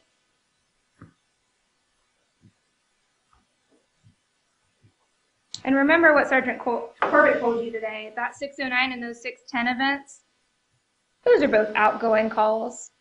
He had his phone with him. And what can we do to corroborate that? Well, we definitely know someone's phone that was in that parking lot. Tyler Whitworth's phone. Because his phone was located in his Kia on the floorboard. It was recovered, it was extracted. We got the cell records from it too. All Verizon. Gould, Davis, Whitworth, all Verizon. Their cell phones, all using the same tower, around the same times, all consistent with the University Courtyard Apartments at the time of the murder.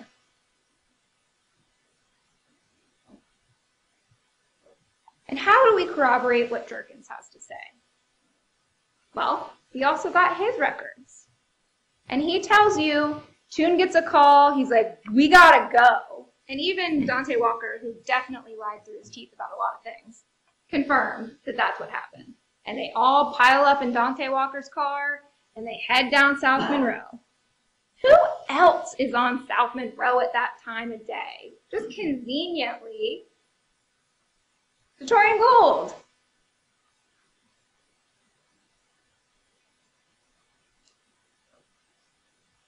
Jerkins told you they picked him up, and what did Mr. Gould say? Shot someone. Why would Jerkins make that up? What does he have to gain from this? You know, sure, he played a part, he set up the original deal, he says he didn't think it was going to be a robbery, he goes and picks somebody. What does he have to gain by saying Zatoriyan Gould said he shot someone, right?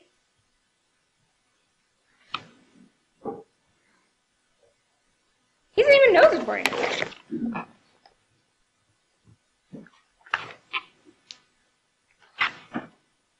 And did he seem like the type of person who was a very good liar? That guy's like 90 pounds soaking wet. And you can use your observations of people who take the stand to see if they're lying or being truthful with you. Right? Remember, you don't leave your common sense at the door.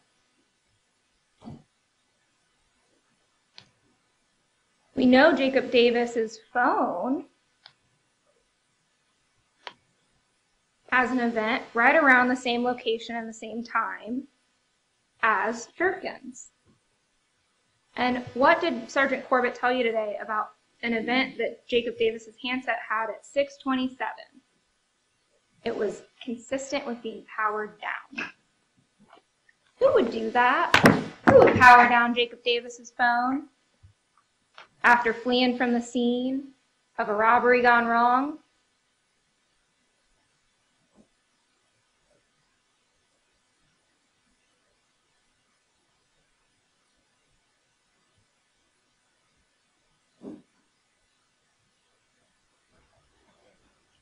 Hello. We know at 6:42, Jacob Davis isn't coming back to that Airbnb. Who is? Gould. Who's he coming back with? Jerkins? Dante Walker? Davis isn't with him.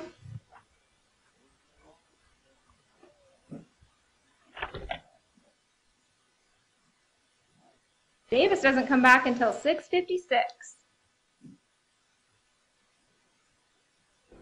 On foot. Again, consistent with his account that he just flagged somebody down and got a ride. How in this day and age people are that gullible, I don't know, but.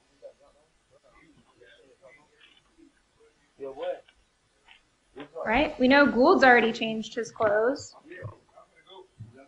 Hey. Man, I got that blood on your face. Bro, I mean, I had to go get my insurance out the goddamn glove box.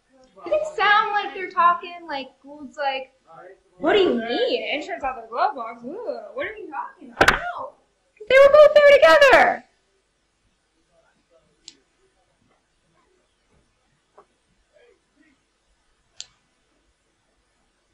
Gould comes back with no gun, no bulletproof vest, no hoodie. Guess he lost that on the way back. No shoes.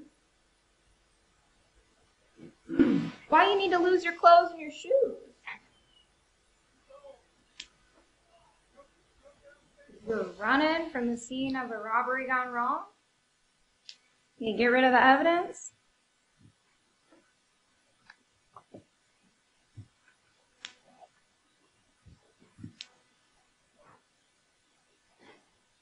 And how many phones does Gould have in his hand when he comes back? 2. And Mr. Davis's phone doesn't power up again until 8:08, 8:09, when they're traveling back to Alabama together. And remember what Sergeant Corbett told you about that 8:08, 8:09 event. What happens after it? Nothing. Nothing happens after it, because it was consistent with it being shut off.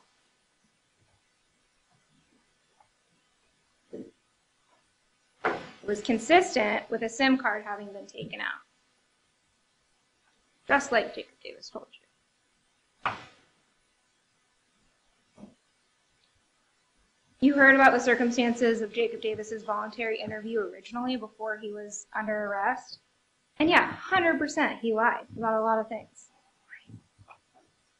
But the fact that Zatoriyan Gould was his compatriot throughout this whole thing was not a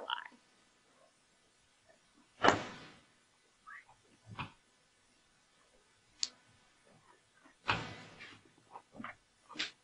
We know that Tyler Whitworth was shot in the head. You know, it was consistent. It was not close range. Dr. Clark talked to you about that. Yesterday? It's getting away from me. I think it was yesterday. Maybe it wasn't.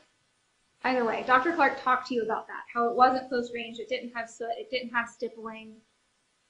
It's consistent with a shot from the grass, right? And Ms. Rodford might get up here, well, he said 18 to 36 inches.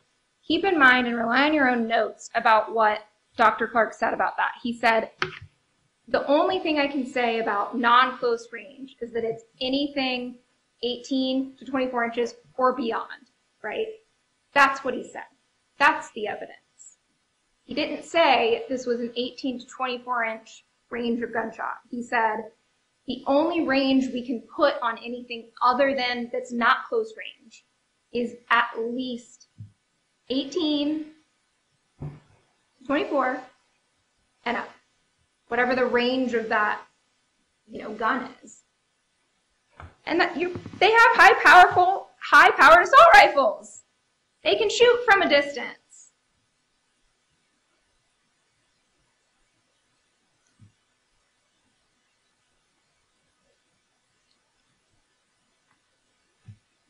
Tyler Whitworth was murdered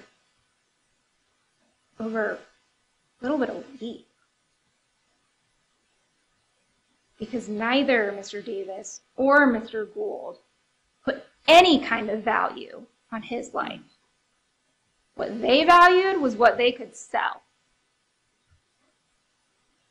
But Tyler Whitworth's life had value. And you do not get to take away someone's life and then walk out the door. Jacob Davis and Zatoriyan Gould are both responsible. They are both the reason that Tyler Whitworth's parents don't have a son anymore. Objection improper. Jury disregard that. They are both the reason he is no longer walking among us. Objection improper. Overrule. I would ask you to convict Zatoriyan Gould. He is guilty as charged. He committed a robbery with Jacob Davis. It turned into a felony murder when they decided to pull the trigger of their AR-15 pistols. And he is guilty of second-degree murder because it was absolute indifference to human life.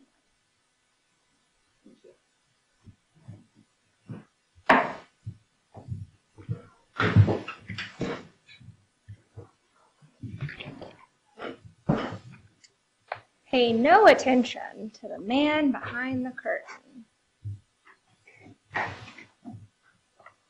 Don't let the defense pull wool over your eyes. You have seen the ring video with your own eyes.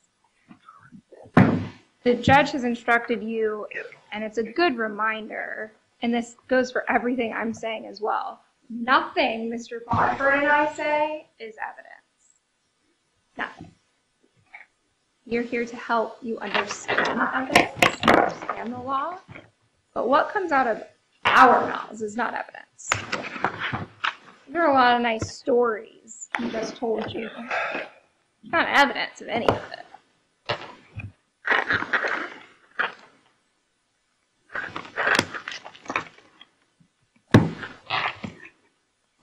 He kept saying, well, maybe Gould just up and decided, never mind, and ran away.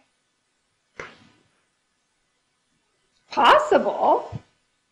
Gould just decided, never mind, and called for a ride.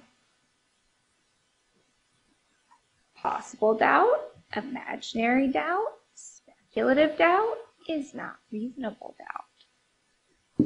And Mr. Bodiford can come up here and talk about all the imaginary things in the world.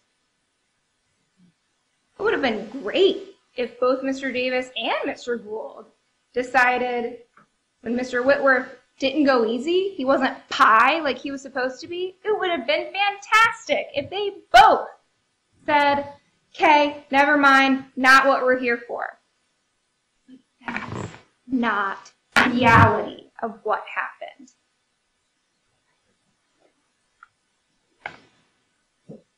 You don't get, as jurors, to make up what you think happened. You have to evaluate the evidence and the testimony of the people that were there. You don't get to make up your own stories. Mr. Bodiford was saying that, if anything, it was a theft, right? Convict him of theft. Here's the thing, though. Theft plus guns equals robbery. You can only plan on and tell yourself all day long, I'm only doing a theft. I just want to steal this weed. That's all I want to do. But guess what? You put a loaded rifle in your hand, and for good measure, let's strap on a bulletproof vest, because can't be too careful these days. He was ready for a gunfight. Who puts on a bulletproof vest and carries their AK-47 or AR-15 out the door? Just going to do a snatch and grab. What, and put all that extra weight on your shoulders? This thing will go back with you.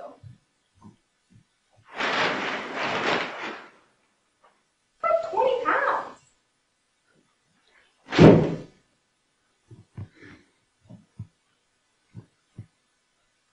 Not running away quick with that thing on. It doesn't matter if it turned into a robbery. It's still a robbery. You can believe they planned to take it. What did they plan to take it with? Guns! That's force! That's a robbery! They weren't saying, pretty please, will you give us the drugs, Mr. Whitworth? He had a gun to his head. And who was holding that gun? Zatoriyan Gould was. And I'm sorry, this whole Davis is holding both guns? What is this? Like the rooster that shoots things in Looney Tunes? Come on. Come on. But let's follow that to its logical conclusion. We have no evidence of it. Not a single witness testified about that. Physical evidence doesn't line up with it. And what about the dump site? You know, it's funny, in Mr. Bodiford's recollection of what he thinks happened, conveniently leaves out how that bulletproof vest that was on Zatoriyan Gould gets to the same dump site as both the guns and the hat and the weed. That dump site is off the beaten path. You've seen the photos. It's not like, there's not like a ding, ding, ding, magic, like arrows here if you need to get rid of evidence. Come right over here. They were running together. They found it together. They got rid of their evidence together. Everything they did in this case was together. They traveled down to Tallahassee together. They left together. Everything they did was together.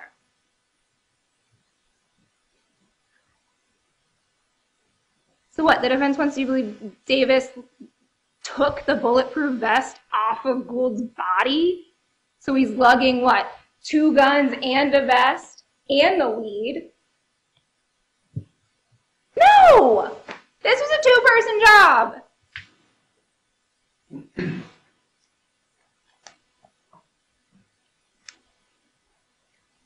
Yes, they did find a casing the next day. But here's the thing about that.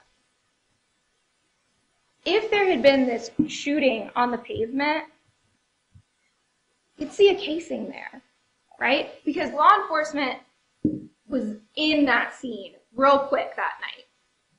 There was nothing on that asphalt. It's easy to lose stuff in grass. And it was dark, and it was wet.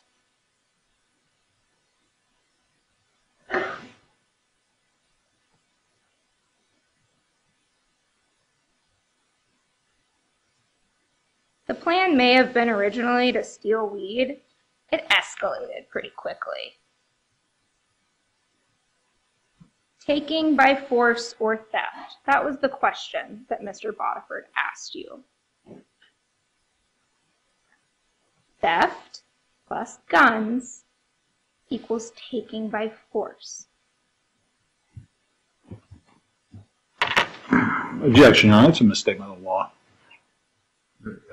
Just staying, the jury just rely on the jury instructions for the robbery. What constitutes a robbery? You have to have a taking by force to have a robbery. You show up with guns blazing, put a gun in somebody's face, that's taking by force. It's not just a theft.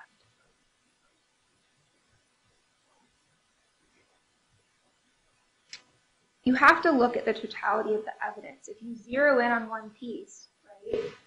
You zero in on DNA, you're going to lose things. Yes, again, DNA is helpful. It's not the end-all be-all.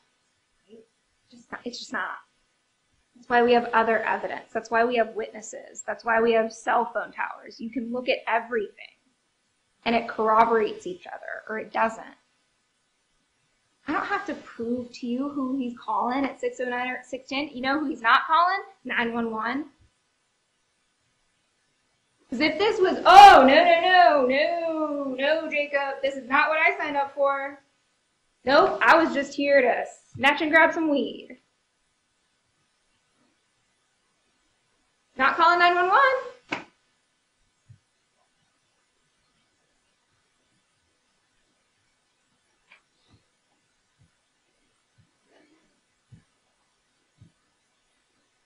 I do not believe Zatoriyan Gould or Jacob Davis went there intending to shoot or kill anyone. I don't.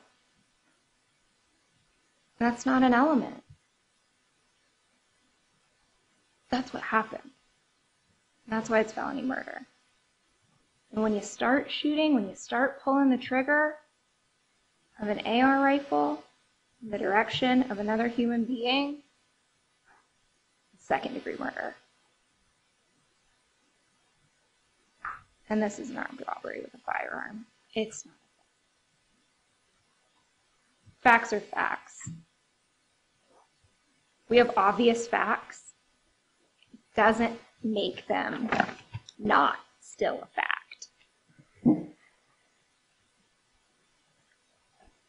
you know, you shouldn't convict Mr. Gould just because Mr. Davis was convicted.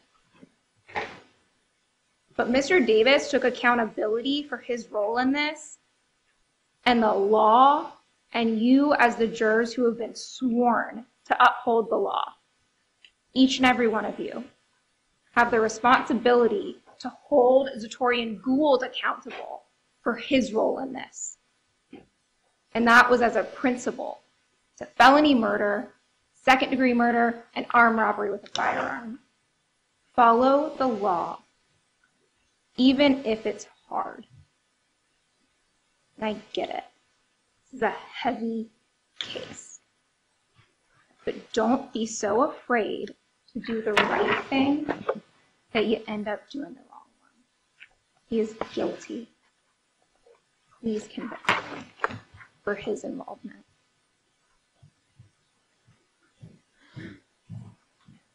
Okay, we're going to pick back up on page 15 there. All right, verdict looks to be in proper form. I'll ask our clerk to publish the verdict. In the Circuit Court of the Second Judicial Circuit in and for Leon County, Florida, the state of Florida versus Zatoriyan Gould, case number 2020 CF 1897B. Verdict. Count 1. We, the jury, find as follows as to count 1 in the indictment: first-degree felony murder of Tyler Whitworth. The defendant is guilty of first-degree felony murder.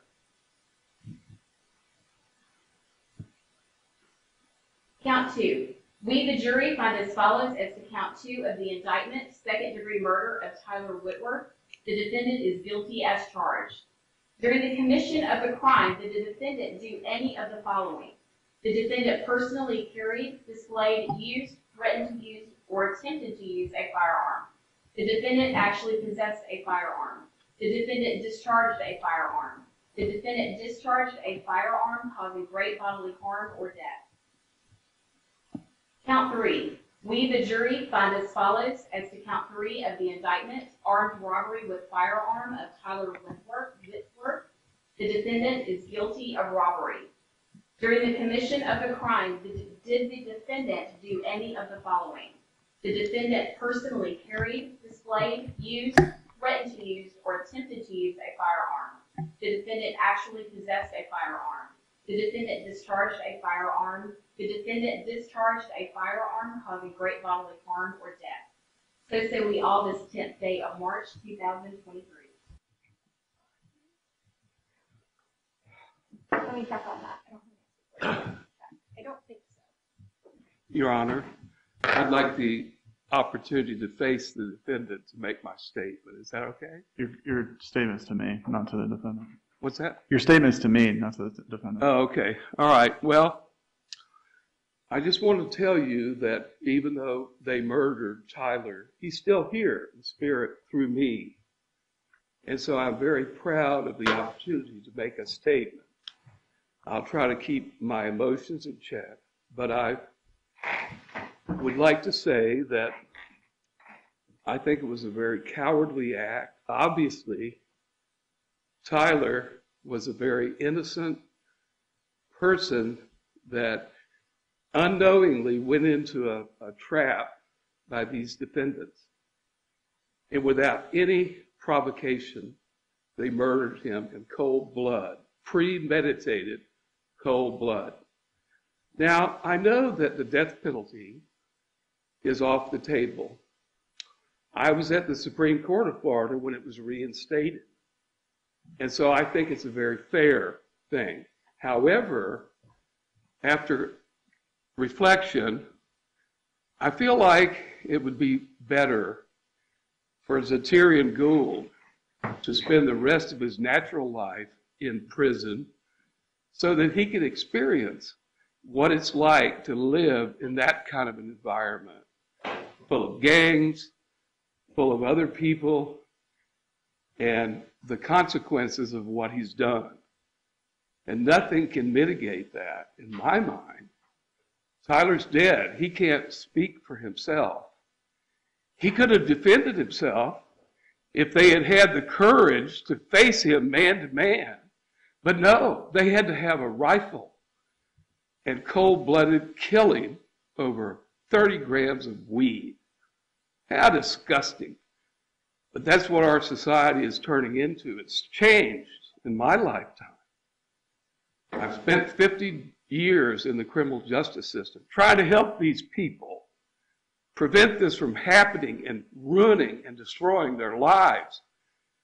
But I speak on behalf of the victims. There has to be justice in our society under our Constitution.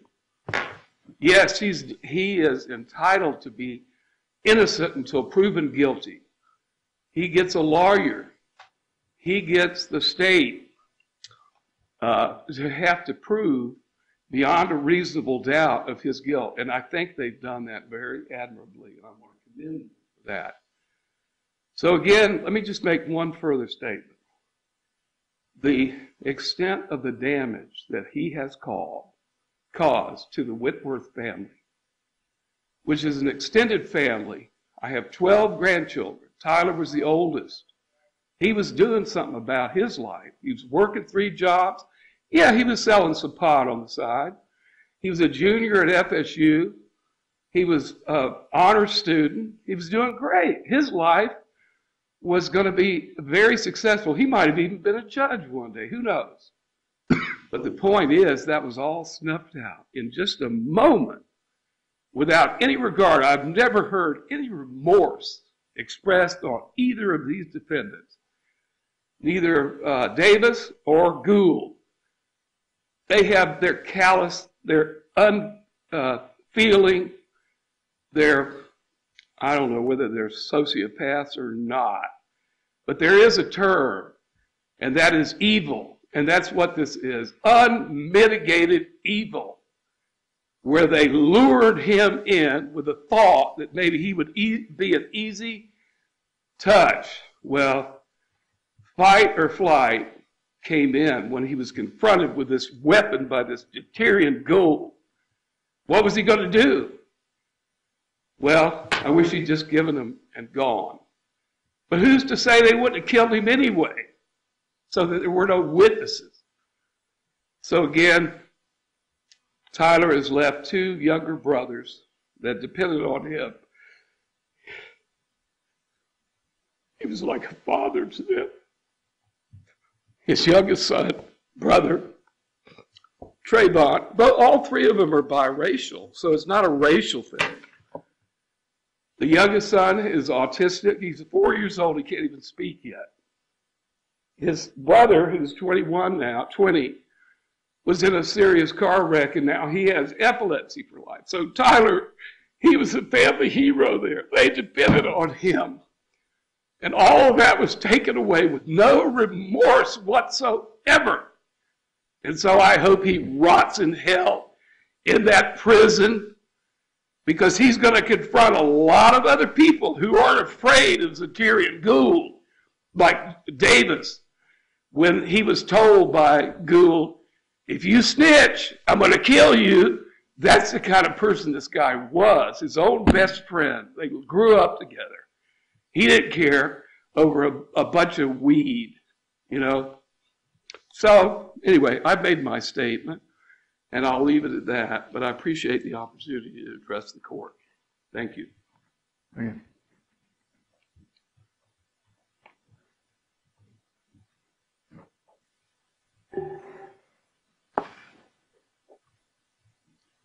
All right. Are there anything else before I pronounce sentence? Defendant, would you like to make a statement? I think he's going to pass. You don't want to say anything at this stage in the game? No. Okay. Your Honor, he's going to reserve any comments maybe for the future if there's a mitigation motion filed. All right. So, Mr. Gould, if you could please rise while I pronounce sentence. So, Mr. Gould, in accordance with the jury's verdicts on counts 1, 2, and 3, I do hereby adjudicate you guilty on all 3 counts.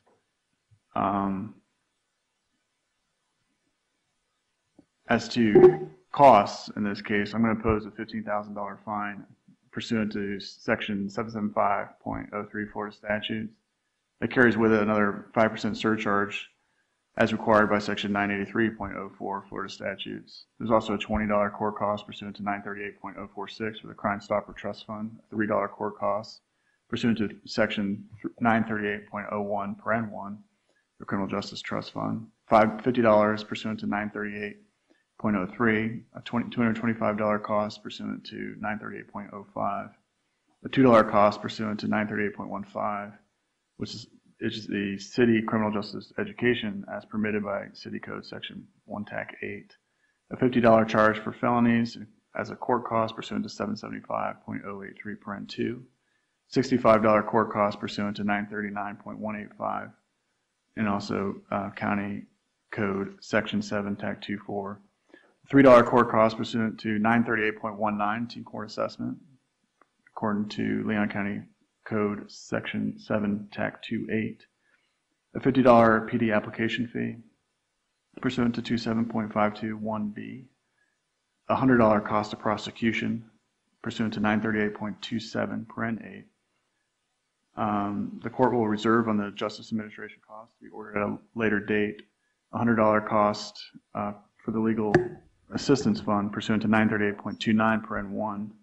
That's a total cost at this moment of $16,418, which will be subject to an additional amount to be ordered according to the Justice Administration Commission. Ask the court to reduce that to a lien. He's not going to have the ability to pay it. Yep. As to your the sentence on count 1, I'm going to sentence you to life in prison without possibility of parole. On count 2, I'll sentence you to life in prison. In count 3, I'll sentence you to life in prison. All those counts will run concurrent with each other.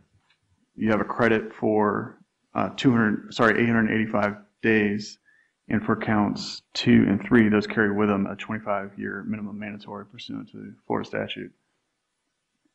Is there anything else to announce? I don't believe so, Your Honor. All right. Well, Mr. Gould, you do have the right to appeal the sentence today, and as well as the trial, anything that happened up to this point. But you do have to do that within 30 days today's date. And if you need an attorney for that appeal, you're entitled to that. So make sure you make that request, and you'll be appointed attorney. I need one set of your fingerprints from you, and anything else for today? His remand. I remand you to Department of Corrections. Thank you. Anything else? Nothing further. Yes, sir. Okay. All right. So we'll be adjourned. Good luck.